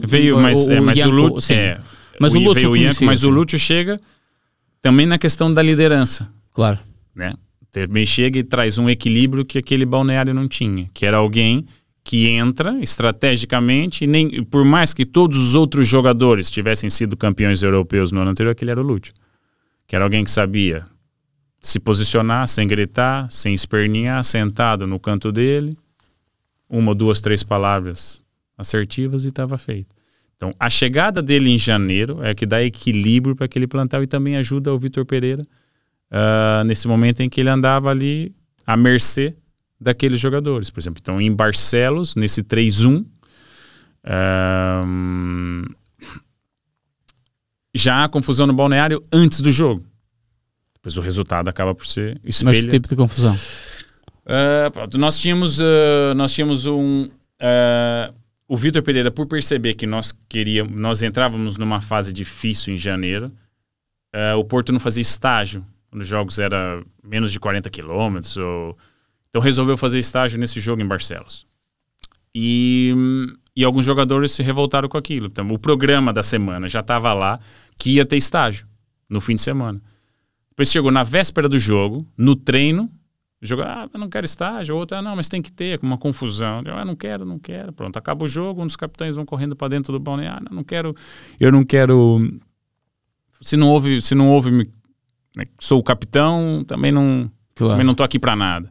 Pronto, fazemos o estágio, com alguns jogadores, um ou outro contrariado, sendo deles era um dos capitães, a refeição na véspera do jogo horrível, porque tinha que pedir autorização ao Vitor Pereira para nós comermos, para começar a servir. O capitão não servia, os outros dois estavam ao lado, o Moutinho fala, levanta a mão, não levanta, o Rolando levanta, pronto, acabaram por levantar a mão, começa a servir, depois acaba por dar o resultado que deu no jogo. Então, o Lúcio ainda não estava, chega depois, e a partir da chegada dele é que há algum equilíbrio, porque o plantel quase que era o mesmo do ano anterior, sim. Só saiu o Falcão e o Rubem Micael, eu acho. O resto continuaram todos ali, só que depois era confusão atrás de confusão, né? Eram jogadores que no ano anterior jogaram mais vezes, deixavam de jogar no ano a seguir, já não aceitavam, desrespeitavam o treinador de uma forma, nossa, isso é o Porto, como é que é possível? Foi aquilo que eu peguei no primeiro ano, um turbilhão, entendeu? Depois acaba por ganhar. por um demérito incrível dos outros. Achas que é só de mérito? Dos outros também. Depois a qualidade do... Só que nós, claro, os outros poderiam ter aproveitado esse momento, entendeu? Para se distanciar. Pronto, depois os jogadores estavam ali. A chegada do Lute eleva o rendimento do Rames, eleva o rendimento do Otamendi, eleva o rendimento de outros jogadores que andavam ali. Pá, não deixa andar, vamos ver, já ganhamos tudo no ano anterior. Chega alguém com postura vencedora, não, é para ganhar de novo, entendeu? Pronto, o próprio Hulk começa a entrar em linha e vai embora. E acaba por acontecer. E és campeão no Porto. Sou campeão em 2011 e 2012. Tinhas ganho a Supertaça também nesse... ganhei a Supertaça. Nesse ano. Uhum. Como é que, apesar desse turbilhão todo, como é que celebras o título? Eu acho que... Depois do jogo do Rio Ave, a gente celebra em casa. Em casa. O Benfica empata com o Rio Ave e a gente está em casa e vamos... Tinhas ganho ao Marítimo ou foi a de jogo Sporting? Não, antes do jogo do Sport. Antes do jogo do Sport. Depois do jogo do Sport já é o jogo da festa. Depois há mais um jogo com o Rio Ave, que é o último que eu jogo, e depois aí é a festa pela cidade, claro, o desfile. Foi uma história, foi um aprendizado incrível. Essa minha passagem por ali. Tu já tinhas 30, eu cheguei com 30 anos. 30 então anos. Ali eu comecei a perceber que o jogador de futebol era um produto. E que a parte do ser humano muitas vezes estava de lado. Então eu começo a perceber, opa, esse futebol eu ainda não conhecia, então eu tenho que me habituar a ele também, porque eu senti na pele tristeza? Foi porque eu tinha uma expectativa grande em vencer ali, ter a oportunidade de lutar por uma posição e ficar ali mais tempo, e depois acaba por ser uma frustração. Agora eu tive... Mas quando pensas que é um produto, não é... Tu cresceste rodeado de futebol. Isso, da essência do futebol, dos adeptos, do treino, da conquista. Chegas a primeira conquista é ganhar a tua posição, né? Teu lugar, depois é manter o teu lugar, é a meritocracia. Claro. Sabe? Depois, ok, o Bracali, o Manuel não teve rendimento, olha, vem aqui.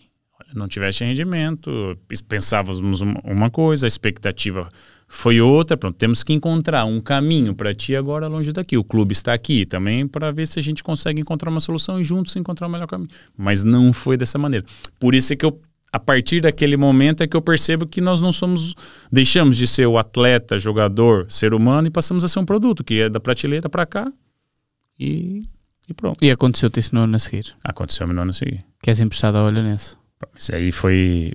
Voltando, tive ali um momento no Porto que eu participo da final da Supertaça Europeia no Mônaco, momento lindíssimo, acho que aquilo era a cereja no topo do bolo. Logo no início. Logo no início, então eu chego, ainda está mais ou menos... ainda estás a absorver a minha chegada, então é um momento bonito, eu vivo aqui, eu falo, uau, eu merecia isso, esses meus anos todos de Nacional fez com que eu merecesse estar nessa final, tá aqui a ver o Messi do outro lado, e aquela, se calhar, a melhor equipa de sempre do Barcelona. No ano a seguir, 30 anos, 31 já, maduro, não joguei muito, não performei. A minha primeira coisa que eu faço é falar com o Antero Henrique acho que na Suíça, não lembro qual foi a cidade que a gente fez a pré-época. Pedi para falar com ele no quarto. Por quê? Porque o Porto tinha contratado o Fabiano. Mas, em princípio, o Fabiano ia ficar no Olhanense por causa dos empréstimos. Acho que foi naquele ano que proibia esse empréstimo para a mesma divisão e tal. Pronto. Aliás, nem foi eu que chamei. Foi o Antero que me chamou e disse, olha, o Fabiano chegou, vai fazer a pré-época conosco, mas vai voltar ao Olhanense. Continuas aqui conosco, continuas como segundo guarda-redes, porque foste uma peça importante naquilo que é o quesito dentro do balneário. Todos os jogadores e todas as pessoas que estão ao redor do futebol falaram-me muito bem de ti.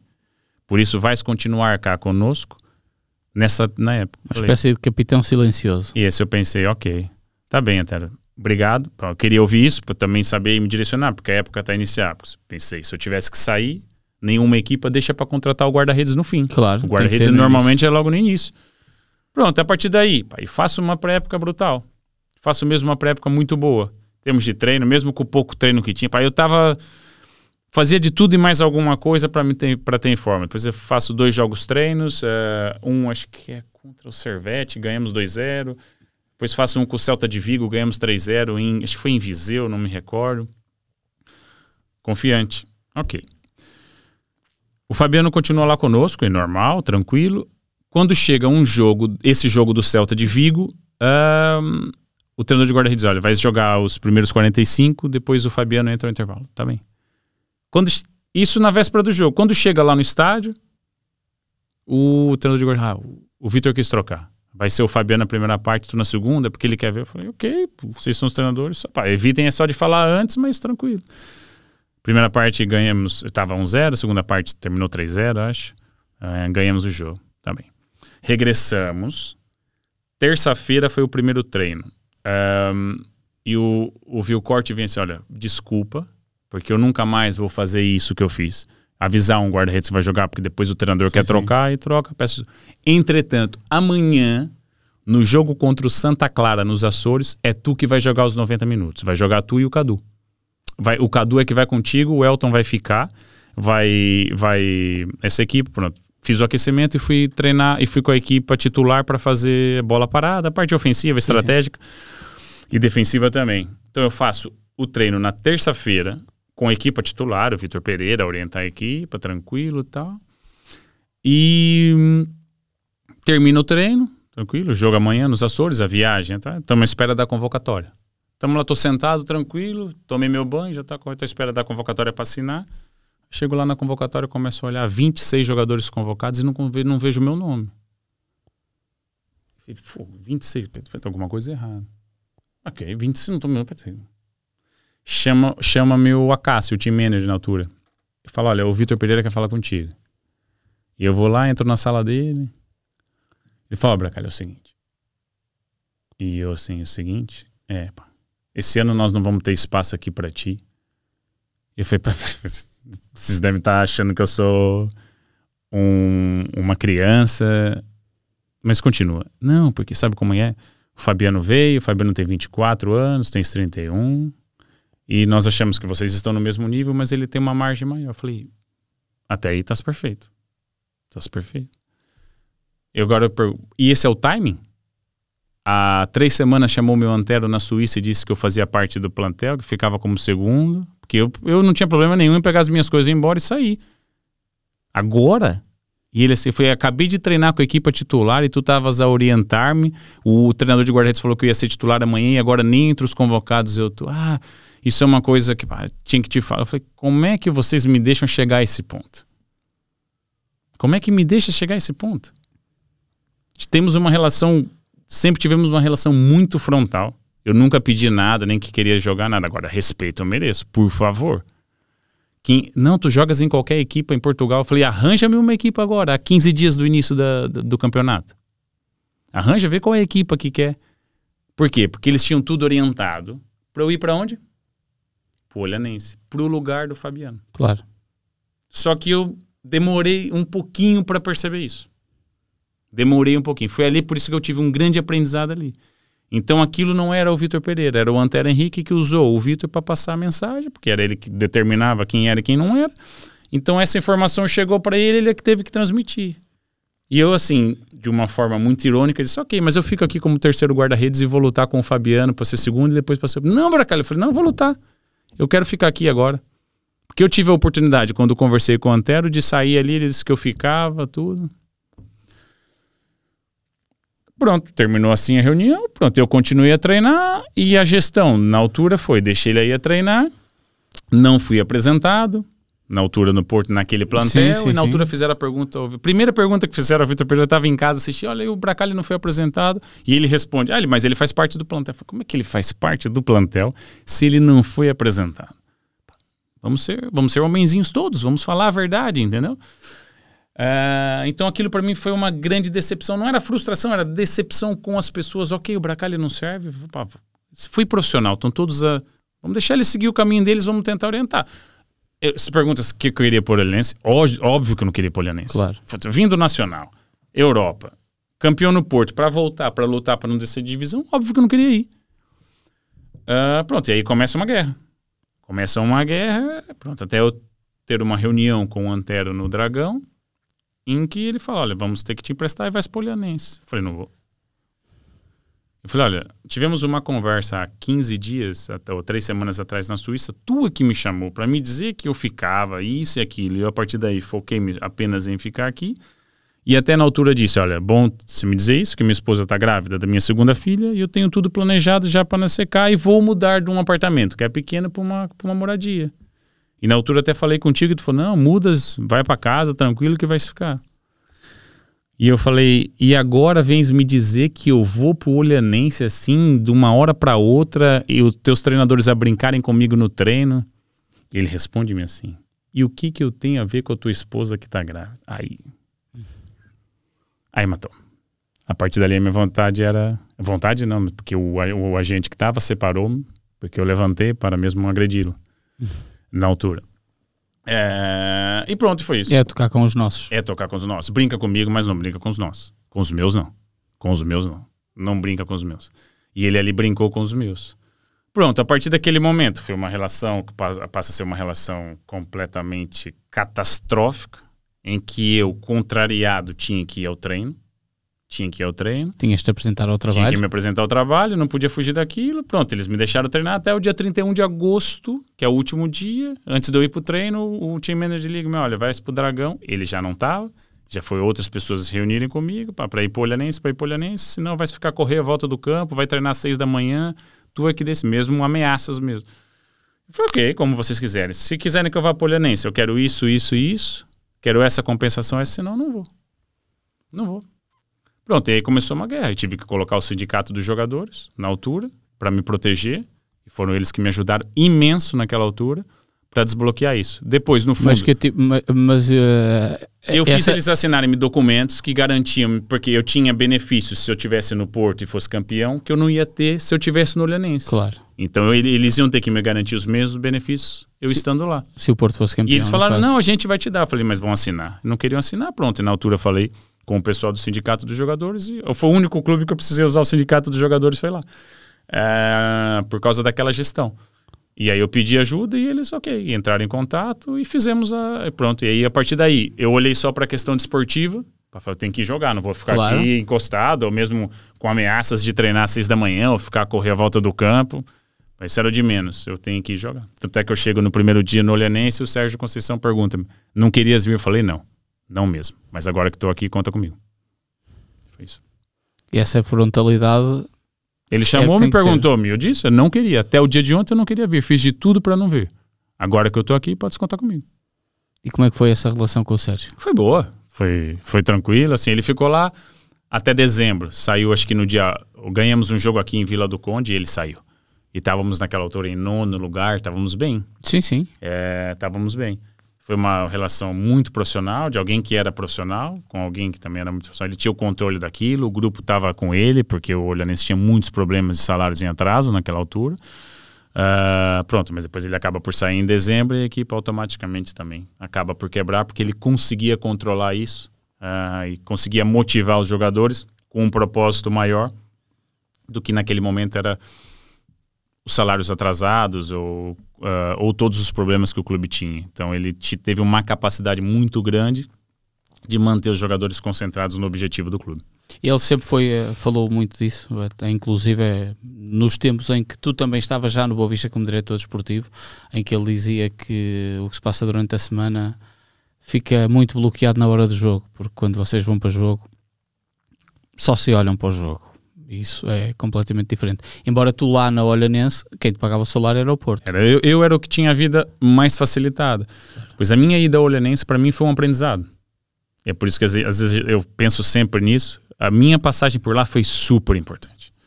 Porque eu vivi coisas ali, ou eu vi jogadores ali em que eu tive que ajudar jogadores que chegaram em janeiro do Brasil, que tiveram um salário ou uma ajuda de 1.000 euros e depois não tiveram mais nenhum salário até o fim. Estamos a falar de 3 brasileiros que chegaram em janeiro direto do Brasil para cá, sem conhecer ninguém nem nada. Então preparávamos a comida em casa na Bimbi para as minhas filhas e já preparava também para esses rapazes. Depois eles não tinham dinheiro para ir ao dentista, então a gente assessorava eles. Quando eu digo a gente, era eu, a minha esposa, tinha o Maurício também, que era um central que jogou no Braga, também ajudava esses meninos. Então aquilo para mim foi uma prova maior sabe? Fez-me pensar o outro lado, porque se eu pensasse na parte financeira, tranquilo, eu tinha meu salário garantido, não. Mas aqueles rapazes precisavam de mim. Não só de mim, precisavam de todos, mas precisavam da minha dedicação, daquele profissional que continuava a ser o mesmo estando frustrado no passado recente, e que o objetivo era ficar na primeira divisão para depois eles terem emprego naquele clube ou em outro lado. Então, por isso, o meu objetivo era muito maior do que ter salvaguarda financeira, era também ajudar o próximo. Então, a minha passagem por lá, nesse sentido, foi um crescimento como ser humano brutal. Tu, quando chegas ao Porto, assinas por quanto tempo? 3 épocas. 3 anos. E só ficaste vinculado 2? Fiquei, porque depois tem mais esse outro capítulo que é a minha desvinculação definitiva. Porque... Tu criaste ali um braço de ferro na defesa dos teus direitos, naturalmente. Isso. Direitos e até não é orgulho, mas é o lado pessoal. Sem dúvida, não é? Tem essa parte também. Porque se no início, olha, Bracalho, obrigado, valeu. Quando te contratamos, pensávamos que ias render e não rendeste, independente de ser culpa do treinador de guarda. Tens que seguir o teu caminho, ok, vamos pensar nisso agora. Perfeito. Mas não. Enganaram-me durante ali 1 mês da pré-época, entendeu? Porque eles já tinham um plano para mim, que era olhando. Se calhar até tinha aceito no início, mas se fosse uma coisa honesta e sincera. Quando eu percebi que eles brincaram comigo, aí eu falei, não, comigo vocês não vão brincar. Mas isso não tem a ver com o clube, grandeza do clube, é com aquela pessoa específica que fazia a gestão daquele momento e que usou aquele treinador, né, como peão para a informação, não tem a ver com o clube em si. Porque depois do restante do clube, sim, eram profissionais, toda a sua logística, a organização e a sua grandeza, ela continua lá, intacta, mas aquela pessoa em específico que fazia a gestão, sim, eu tive problema com ela. Pois é o regresso, então eu termino a época no Olhanense, salvamos, aquilo para mim foi uma coisa, eu até comi como é que chama? Aquela gosma lá, o do Algarve? Dom Rodrigo? Não, aquele bichinho... os caracóis? Os caracóis. Nós brasileiros, como é que nós vamos comer? Se nós salvarmos e ficarmos na Primeira Liga, vamos todos comer caracóis. Então eu tenho foto, eu, minha esposa, as minhas filhas, os rapazes todos a comer caracóis no outro dia, para celebrar aquele momento. Então aquilo, para mim, foi uma conquista. Aquilo foi um troféu, certo, sabe? Rapazes com 6, 7, 8 meses de salários em atraso, com uma estrutura a andar... a treinar todos os dias a 1 hora dali, entendeu? Vocês treinavam onde? Era um complexo de treinos. Eu não lembro, tem um estádio e 2 campos ao lado. Eu até fui jogar com o Boa Vista agora lá com o Bordeaux. Feira, possivelmente? Monte... tens Monte Gordo, mas Monte Gordo é mais Vila Real de Santo António. Eu acho que foi Vila Real de Santo António. Sim, Vila Real de Santo António, sim. É mais perto ali. Eu acho que foi por ali. Depois eu regresso ao Brasil de férias, no outro ano eu tenho que me representar ao Porto. Então... 1 dia antes da apresentação, eles mandam uma mensagem. Não precisas vir à apresentação mesmo. Eu falei, ok, manda-me isso por e-mail e tá ok. Mandaram meu e-mail dizendo que eu não precisava me apresentar. Pronto, tive que entrar em contato, óbvio, com o sindicato para saber que tipo de atitude que eu tinha que tomar ali, porque eu tinha contrato, não ia estar em casa parado, pronto. O sindicato entra em contato com eles, olha, o Bracalha não pode ficar parado em casa, ele vai ter que treinar. Volta para se apresentar, então eu treino com a equipa B. Pronto, eu volto, treino com a equipa B. Durante 1 mês mais ou menos, mas sempre a pressioná-los, olha, se vocês não encontrarem uma solução para ele vai ter que ser integrado no plantel principal, e era aí o grande medo deles, entendeu? Fico a treinar com a equipa B para manter a forma, pronto, aí me aparece a solução da Grécia, aí peço para sair, faço uma reunião para rescindir o contrato, rescindo o contrato, falo na altura com o financeiro e vamos embora. Nunca mais falaste com o Antero Henrique? Não, nem tenho a mínima, nem se eu ver à frente tenho vontade de... É normal. O que é normal, perfeitamente normal. Não. Como é que foram os 2 anos no Panetto Leaks? Foram uma experiência incrível, muito bom, muito bom. Primeiros 6 meses ali mais para a família do que para mim, porque eu ia, treinava, jogava, a família estava mais em casa, uma cultura diferente, mas era uma atmosfera incrível. A cidade, o estádio, sempre com bom público. Cheguei como uma grande estrela, porque vinha do Porto, um jogador do Porto aqui no Panetto Leaks e tal. Então fui recebido muito bem. O clube super organizado, até hoje mantém-se na Primeira Liga. Fui pro primeiro ano deles que eles tinham subido, porque eles subiram 2 vezes, subiram e desceram, depois subiram e mantém-se até hoje. Depois fui super bem tratado. A minha família também foi muito bem tratada. O segundo ano já foi melhor para a família, né? Já conheciam mais, já estavam mais adaptadas. Minhas filhas foram à escola. É perto de Atenas? Não, é distante. Na altura eram quase 4 horas, mas agora há uma nova autoestrada e já está, acho que é 2h30 de Atenas. E é mais ou menos 3 horas de Tessalônica. Mas a cidade é futebol. Então ganhávamos o jogo no domingo, era a época das laranjas, andava na rua, Rafael, então me dava um saco de laranja, saco de batata, vem aqui tomar um café. Então eles vivem muito futebol. O entretenimento da cidade é o Panetolicos. Eu deixei lá boas amizades, boas referências. Até hoje eu continuo a falar com eles. Estamos sempre a falar futebol, negócios de jogadores. Estão sempre a me pedir informações e eu a eles também. Por isso acho que foi uma boa experiência e bem vivida. Porquê é que tiveste lá só 2 anos? Foi duração de contrato? Isso, porque a minha filha mais velha ia entrar no primeiro ano da escola. Então eu tinha proposta para renovar. Eu estava com 34 anos, eu pensei, vou parar daqui 2 anos. Eu não quero sacrificar a escola delas, porque eu passei por isso com meu pai, andar pingar de escola no Brasil, porque ele mudava de clube e a gente mudava junto. Então eu mudei de escola e de cidade em período escolar, que para mim foi um pouquinho difícil na questão da adaptação. Até de amigos. Até de amigos, exatamente. Até de criar o nosso próprio vínculo. E aí eu volto pro Brasil de férias sem ter nada. Até queria jogar no Paulista, 1 ou 2 anos e depois terminar. Porque naquela altura o meu objetivo era voltar ao Brasil. A economia estava boa, o país estava bem, pensei em voltar. Pronto, primeira semana de julho, nada. Aí liga meu Arouca. Falei, Portugal é a nossa casa, vamos voltar já. Aí assino 2 anos com o Arouca e regresso. Fico a viver em Gaia, as minhas filhas entram na escola aqui. Arouca do Lito Vidigal. Arouca do Lito Vidigal, pronto. E vou eu todo dia para Arouca e voltar. Durante 3 anos fiz esse caminho. É um caminho pesadinho. Era pesado, mas a gente dividia. A gente dividia, éramos 3 ou 4 jogadores, cada semana um levava o carro. Já havia autoestrada? Não, a nova ainda não. Eram 45 minutos da porta de casa até a porta do estádio. Só que era 20 de autoestrada, depois 25 de curvas. Sim. Pronto, aí regresso a Portugal. Com 34 anos, consigo satisfazer aquilo que é a questão escolar, né? Aquilo que é da família. E minha filha entra no primeiro ano. E minha esposa também tranquila, pode voltar a estudar e se preparar para uma nova função, porque aí a gente já mudou completamente o chip. Vamos ficar em Portugal. E joga até os 42.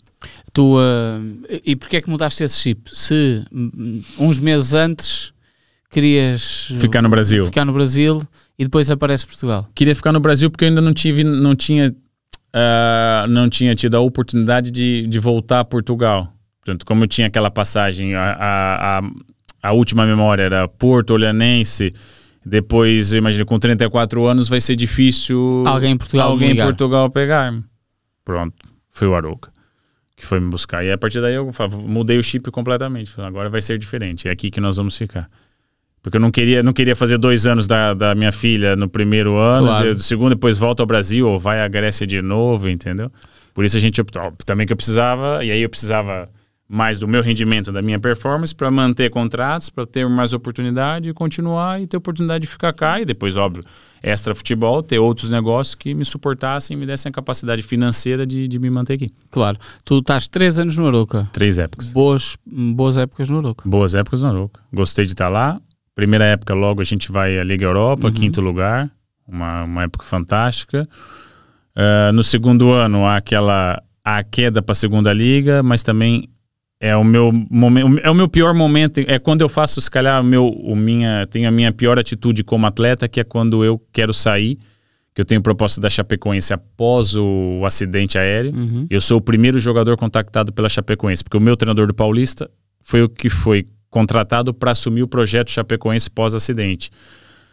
Eu era o capitão com ele falou, olha, preciso de alguém com o teu perfil aqui para construir a equipa e ser o líder dessa equipa. Aquilo mexeu comigo completamente. Até pela dimensão que era. Imagina, o que tinha acontecido à Chapecoense. Aquilo mexeu comigo completamente. Atenção que a questão financeira eu ia ganhar menos do que eu ganhava em Arouca. A Karina, minha esposa, falou, nós não vamos voltar para o Brasil agora. Estás maluco? Nós vamos ficar aqui, o projeto é todo aqui. Eu falei, é diferente. Eu falei, não é só futebol aqui que está envolvido. É outra coisa. Eu acho que eu tô sendo chamado, entendeu? E eu quase tenho uma missão de Deus. Para uma missão. Estou sendo chamado para uma missão e eu quero ir. Pronto, aí comecei a falar com o pessoal da Arouca. Não, nem pensar, não vai. É um jogador essencial, era segundo capitão. Não vai, eu sei que eu sou. Mas é um momento, tenho 35 anos, não vou ganhar dinheiro, é uma missão. É outra dimensão isso. Não entenderam, não compreenderam, não foi por dinheiro nenhum, nunca quiseram me deixar sair. E pronto, eu falei, não quero sair também, quero jogar mais, não vou ficar aqui, vocês coloquem outro para jogar, sabe? Passei-me completamente. Meu pai a me ligar, a me mandar e-mail, falou, não, sabe, o que se passa contigo? A Karina, chegou um momento que eu bloqueei para todos. Porque eu estava focado naquela missão chapecoense. E aí, pronto, lá no Arouca, por coincidência, volta quem? Volta o Manuel Machado, pro lugar do Lito Vidigal, que na altura também foi um dos que não me deixou sair, mas saiu logo a seguir. Certo. Vem o Machado e fala, Bracali, eu não posso te usar. Eu tenho ordem da direção, foi mesmo sincero comigo, eu não posso te usar. Foi, não tem culpa de nada, acabar de chegar agora, foi um erro que eu cometi e tem que pagar por ele. Quanto tempo vai durar, não sei. Pronto, só que aí o Arouca tem 7 derrotas seguidas e eu regresso e quebro o pé. E quebro o tornozelo no jogo com o Marítimo na Madeira. Tá aí o castigo. Tive que pagar. Como é que foi a reação? Foi imediata, a reação foi imediata. Falei, tá acontecendo comigo exatamente. Quem planta o bem, colhe o bem. Quem não faz o bem, colhe o mal. Aconteceu. Não tem jeito. O futebol, a bola pune. A bola pune. E aconteceu comigo. Foi quando eu tive o meu pior momento, a minha atitude foi a pior, eu paguei logo a seguir por isso. E depois como é que... Tu continuaste no Arouca mais um ano? Pois, o Arouca desce de divisão nesse ano. Acaba por descer de divisão naquele improvável acontecimento, desce de divisão e eu falei, não, eu tenho uma dívida com o Arouca. Eu vou continuar aqui na segunda divisão. Tinha proposta já do Boa Vista, tinha proposta do Aves, tinha proposta de primeira liga. Eu falei, não, eu vou continuar aqui. Tinha contrato, ainda tinha contrato de mais 2 anos, porque eu tinha renovado meu contrato um pouco antes, no início dessa época que eu quis ir para Chapecoense. E eu falei, vou ficar aqui e vou tentar colocar o Arouca de volta na primeira liga. E aí fico lá a época toda, faço 41 jogos, a gente vai até o final a lutar para subir, mas depois acaba por não conseguir o objetivo. E é quando depois saltas para o Boa Vista. Boa Vista, exatamente. Aí aparece a opção do Boa Vista, o Wagner estava para renovar, de repente o Wagner não renovou, eles ligaram e me olha, quer vir? Eu falei, of course, quero. Ao lado de casa. Eu vou lá do lado de casa, aí tinha aquela coisa... Aquela camisola xadrez tinha qualquer coisa ali, sabe? Que mexia comigo. Achas que e tu viveste desse lado, não, há vários jogadores que jogaram num clube e noutro clube. A forma como tu acabaste por ser tratado no Porto, quase que havia um lado, não é vingança, mas de, não, eu quero ir para o outro clube da cidade para mostrar que tem qualidade. Não sabe que eu nem pensei nisso. Eu pensei porque eu tinha um charme no Boa Vista que me atraía. Sabe? E tinha acontecido até um episódio no jogo com o Arouca, lá em Arouca, não sei se vocês vão lembrar. Tá 2-2 o jogo, há um golo, que não é golo, óbvio, que até hoje eles falam sobre isso, quando eu cheguei no Boa Vista foi a primeira coisa. Acho que é o Henrique de cabeça, eu caio com o corpo dentro trás da linha e defendo a bola fora. Então eu seguro a bola aqui, tá fora da linha, o árbitro dá sequência, os jogadores do Boa Vista regressam, e o fiscal de linha do outro lado começa a correr pro meio como se fosse golo. E os jogadores do Boa Vista, meio do campo, começam... Golo. E o árbitro, golo. Eu falei, golo do quê? E eu saio correndo atrás do árbitro, do fiscal, e falo, o que se passa? A bola entrou, a bola entrou aonde? Que a bola nem na linha tocou. Tás parva ou o quê? Eu falei pra ele. Só que isso tudo aconteceu atrás dos adeptos do Boa Vista. Sim. Aí em Arouca. E eu falei, olha, pelas minhas filhas que estão assistindo o jogo ali, a bola não entrou. Tu vai cometer um grande equívoco na tua carreira. Amanhã vais ver na televisão, porque na altura não tinha VAR. E esse jogo nem todos os jogos eram transmitidos na televisão. Esse era um deles, mas dava para ver pela televisão. Depois deu para ver. Eu falei, tu vai cometer um grande erro. Ele falou, não, sai daqui. Nisso chega o árbitro e me dá amarelo. Nem que ele me dá amarelo, eu ajoelho no chão e falo, olha, não, a bola não entrou. Vocês vão ver na televisão e a bola não entrou. Nisso começa aquela confusão toda, os adeptos do Boa Vista a xingar. É um Bracali. Claro. E ele volta atrás e reconhece, eu tava de camisola rosa, minha luva era branca, calção e meia branca. Aí ele fala pro árbitro, se calhar eu confundi o calção dele com a bola. Quer dizer, imagina, o árbitro tava aqui ao lado, na pequena área, num canto, o fiscal de linha tava lá do outro lado. É que a bola nem toca na linha. Quem era o árbitro? Pai, um que tem um cabelo grisalho, branco, alto. Teve até a trabalhar, acho que há pouco tempo agora numa equipa como... Não era o Cosme Machado, não. Não, o Cosme é careca. Jorge Sousa, não? Não é o Jorge Sousa. É Jorge Teixeira, Jorge alguma coisa. Vamos chegar lá. Chegas lá no jogo. E aí, pronto, o que acontece? Nós depois no final ganhamos 3-2 e marcamos o golo de pênalti. Depois acaba o jogo, os adeptos do Boa Vista estão lá no estádio do Arouca à minha espera. A protestar. Ok, passou, depois fomos jogar o Bessa. Imagina, com o Arouca nesse ano da Liga Euro, Fica 0-0. Fica 0-0, eu defendo um pênalti, sou o homem do jogo. E o jogo todo, os adeptos do Boa Vista a me elogiar.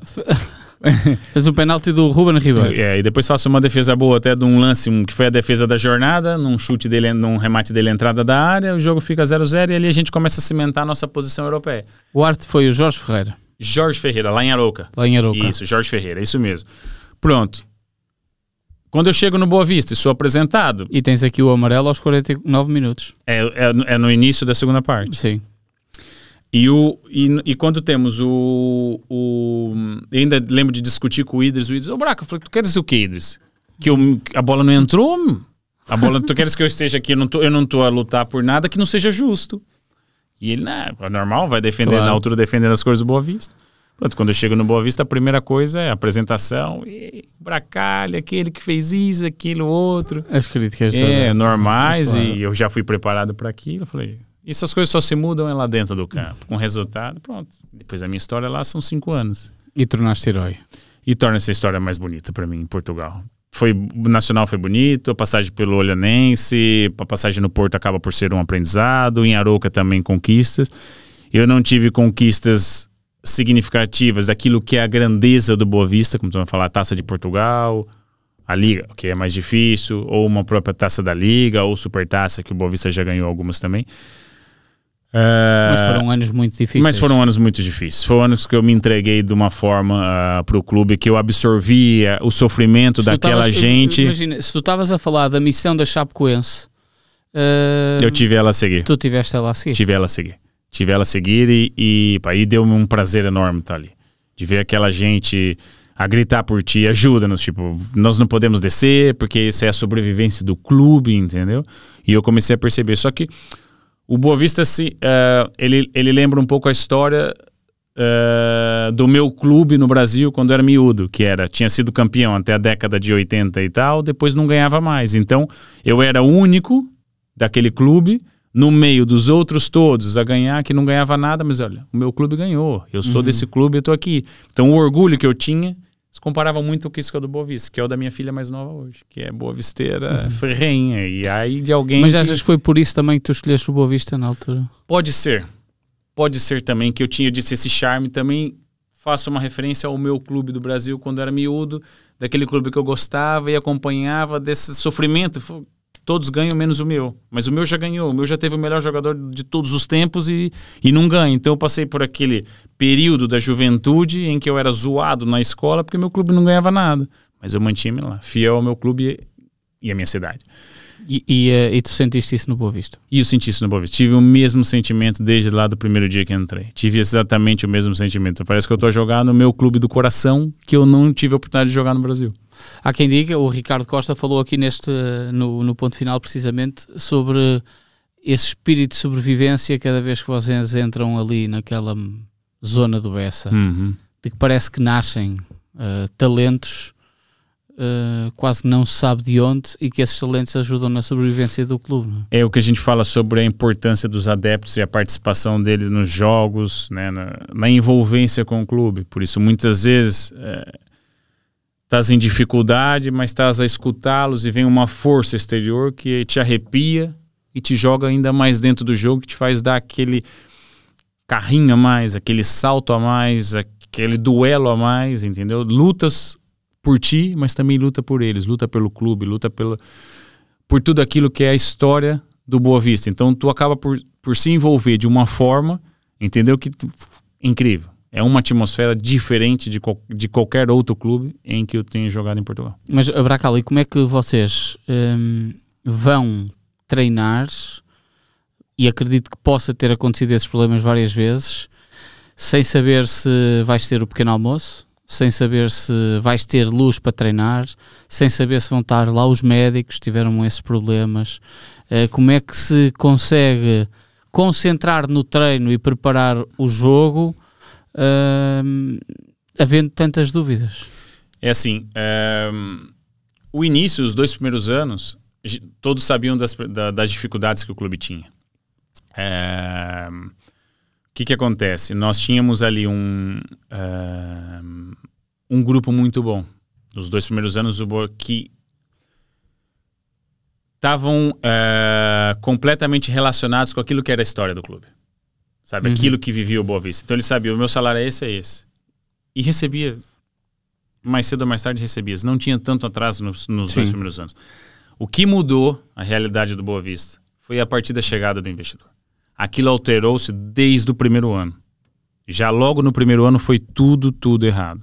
Então a minha luta depois era para tentar manter aquilo que era anterior e que eu tinha aprendido, que eu tinha vivido, que eu queria manter, contra tudo aquilo que vinha novo. É que de repente nesse primeiro ano o Boa Vista passa de a equipa vai lutar pela Europa para uma equipa que conseguiu manter-se na última jornada em Barcelos. Exatamente.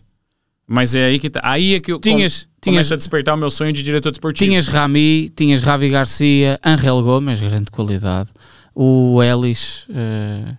E já tinhas o Yusufa, tinhas o Sauer, tinha ali. Só que a gestão da chegada desses jogadores com aquilo que nós tínhamos para lhes oferecer era ao contrário ao salário que lhe deram. Claro. Então aquilo foi um impacto muito grande. Nós íamos treinar em Avanca 1 hora dali, sabe? Quase que num batatal. Por isso, imagina o Rami, o Ravi, chega para aí. Se calhar me ofereceram aqui um outro projeto, sabe? Por isso, os primeiros 6 meses, termos financeiros, ok. A partir de janeiro começou o caos. O caos.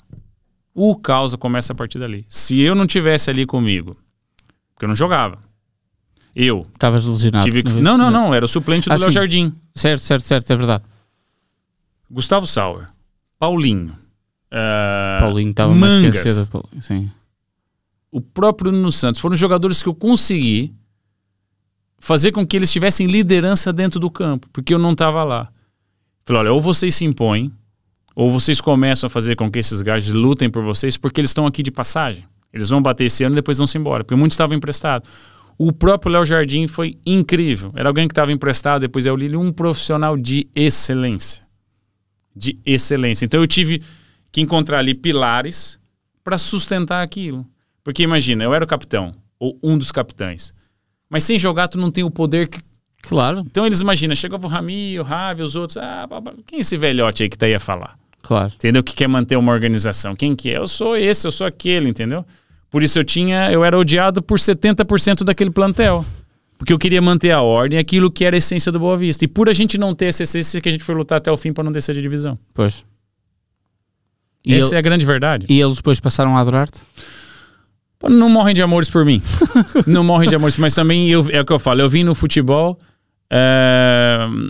para ser profissional, para fazer a minha carreira. Se eu puder ter amigos, melhor ainda, ótimo. Mas se eu chegar ao fim deles daqui a 2 ou 3 ou 4 ou 10 anos, muitos desses jogadores vão lembrar, aquele rapaz tinha razão. Aquele rapaz tinha razão. Na hora é normal, entendeu? É uma geração muito difícil. Depois é uma geração que não tem compromisso com o clube, não tem, estão de passagem. Usam o clube e vão-se embora. Mas ok, usam o clube, mas durante esse período de uso, tem que dar tudo. E tem que seguir as regras daquela casa. Aquela casa tem regras específicas. Tem uma essência que nós temos que respeitá-la. Eu estava preparado para tudo isso, seja para salários em atraso, porque eu tinha prazer em estar ali. Outros não estavam. Jogadores queriam fazer greve, eu segurei greve. Jogador, não vamos treinar. Então eu aguentei com tudo isso. Enquanto eu estive dentro do balneário, eu aguentei e segurei tudo isso. A partir do momento que eu saí de dentro do balneário, começou tudo isso. Ou seja, começou a ser público tudo que havia. Eu segurei tudo isso durante dos 2 primeiros anos nunca teve, mas desde a chegada do investidor começou a ter todo tipo de polêmica, jogadores, todos eles contra mim, não há problema. Não quer treinar, não sobe pro campo, fica aí. Assume a tua responsabilidade. Quem quiser treinar, vem pro campo. Contrariados, depois iam todos. Não vai fazer greve, não vai. Por que nós vamos fazer greve? Depois nós chamamos aqui, quem tem que dar explicação e vem dar explicação. Não era só ruim pro clube, era ruim para nós, jogadores. Mas isso é um convencer à força. não é? Só eu era o capitão, eu não obrigava ninguém a treinar e a não treinar. Eu só dava o meu ponto de vista. Agora, se eles fossem a maioria... Mas tem que se assumir, não podem estar por trás. Claro. Entendeu? Porque muitos jogadores não quer saber, não jogavam, vai embora, já sabia que o contrato acabava. Não, é greve. Era só mesmo pela polêmica e tumultuar. Claro. Entendeu? Então, para mim, enquanto capitão, foram mas deu-me um prazer enorme. Deu-me um prazer porque eu consegui vencer tudo isso, entendeu? E no fundo, a gente conseguiu manter sempre na primeira divisão. Depois que eu saí de dentro do balneário, acabou. E tenho curiosidade, até porque depois passas para diretor desportivo, e claro que a posição é outra. Mas como é que tu devia te deixar irritado? É assim, quando eu passo para diretor desportivo, aqueles atletas todos estavam comigo, porque nós não pudemos contratar ninguém. Eu conheci o perfil de todos eles.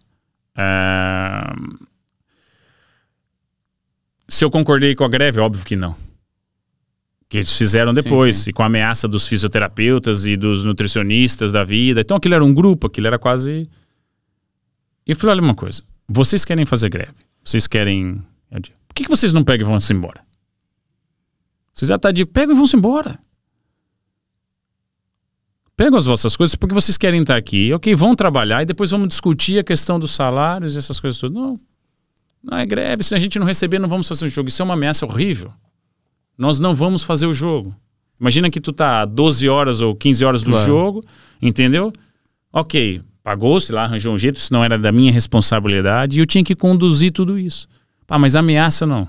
Eu odiava essa parte da chantagem. Claro. Foi o que eu mais tinha, enquanto diretor desportivo, o que eu mais recebi no Boa Vista foi chantagem, tentativa de chantagem de jogadores, de treinadores, de agentes, entendeu? De funcionários. Isso aqui era contrário à minha, por isso é que eu acabei por sair. Pois. Por isso que eu acabei por sair, porque eu não ia ceder. Não ia ceder, para a minha forma de pensar era uma outra. No fundo, os jogadores estavam sempre protegidos, porque no fundo, pelo controle salarial, eles tinham sempre que receber. Claro. E esse último ano receberam a rigor. Quem tinha que reclamar? Os funcionários. Esse sim. Mas pergunta se alguma vez algum jogador falou assim, olha, esse mês a gente não recebe, fecha os dos funcionários. Aqui, primeiro no meu e depois se os funcionários receberem. Claro. É uma geração diferente, egoísta, que só pensa neles. Deixa triste isso? Completamente. Revoltado. Posso falar isso sem... Deviam de experimentar sofrer aquele golo lá na quadra do bairro. Se eu tivesse no Boa Vista, se o Bate tivesse continuado no Boa Vista, o Boa Vista não descia de divisão. Posso falar isso de peito cheio. Não descia de divisão. Porque não teve ninguém mais do que nós dois a defender os interesses do clube e até dos próprios jogadores. Não decide divisão. Bracali, e quem é que merece o teu principal agradecimento? Meu pai. Meu pai foi quem me formou para o futebol e para a vida. Foi aquele que me orientou e me deu as principais dicas. Ele teve em todas as áreas do futebol. Por isso eu aprendi muito com ele enquanto jogava, não só no treino específico, mas depois naquilo que era o dia a dia, que às vezes a gente estava em casa a falar, daquilo que foi as reuniões e das experiências que ele já tinha tido enquanto atleta e depois em outras funções no futebol. Então, sem dúvida que o meu principal agradecimento vai para ele. E o que é que te orgulha mais da tua carreira? Foi de ter conseguido superar. Eu sempre fui muito tímido, sabe? O futebol deu-me a oportunidade de colocar para fora, ou de me desenvolver, ou de formar a minha personalidade de uma forma diferente, em que eu desenvolvi e fiquei menos tímido, porque eu não podia ser tímido, porque era jogador de futebol e estava exposto, né, a milhares de pessoas. Por isso, durante esse período, ter formado a minha família, né, de ter a minha família comigo, porque no futebol hoje é difícil. Você olha hoje, por exemplo, os ex-jogadores, a quantidade de jogadores que vão perdendo a família, vão perdendo aquilo que conquistaram ao longo disso. Então o meu principal orgulho é a minha família e de mantê-la até o fim da minha vida. E isso acho que deves-te orgulhar mesmo disso, porque é de facto aquilo que tu dizes, e há muitos jogadores que dizem que durante o período em que são futebolistas têm muitos amigos e eles desaparecem quando deixas de ser futebolista. Que o futebolista que ele gosta muitas vezes é dos bajuladores, e eu nunca gostei de bajulador, por isso eu percebia bem, por isso é que eu falo, se calhar em muitos balneários eu não era as pessoas que eles gostavam mais no momento vão gostar no futuro, porque as dicas ou as chamadas de atenção que eu dei era sempre pro bem deles, pro bem da equipe, mas pro bem também do jogador. Eu gostava era daqueles que iam lá para dentro e davam tudo e que no dia a dia eram exemplos para os outros. Agora só nos falta saber o teu 11. Estás preparado para isso? Vamos tentar, né? Vamos lá lembrar.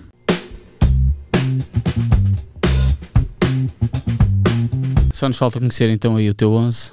Podes começar aí a apresentá-lo. Vamos lá. Elton na baliza. Já tinhas anunciado na entrevista. Já tinha falado durante a entrevista que foi o melhor guarda-redes com quem eu tive a jogar. Pedro Malheiro. Acabou agora de se mudar para os Emirados. Para a Arábia. Vai ser treinado pelo Luís Castro. Antônio Carlos Zago. Teu companheiro lá no Juventude. No também, Juventude. Roma, Seleção Brasileira, São Paulo. Jogou nos 4 grandes de São Paulo. Felipe Lopes. Felipe Lopes no Nacional da Madeira. Bom central também. Alonso. Fernando Polvo, sim. Fernando já és o segundo jogador a colocar Fernando na equipa. É. Equilíbrio da equipa. E além de tudo falam da amizade que ele tem e da pessoa que ele espetacular. Ele é completo. Márcio Mossoró, o teu companheiro da conquista da Copa do Brasil. João Moutinho. Há quem diga que seja ali um verdadeiro relógio. Um reloginho suíço, vai. Rames Rodrigues. Gustavo Sauer. No Boa Vista. Nené. Está aqui uma grande equipa. Dava para ser campeão nacional. Dava sim. Com o treinador certo e o dirigente certo. Exatamente. Ainda bem que tu não me pergunta quem é o treinador. Não. Essas foram muitas, vou deixar estar. Para Cali, obrigado. Obrigado.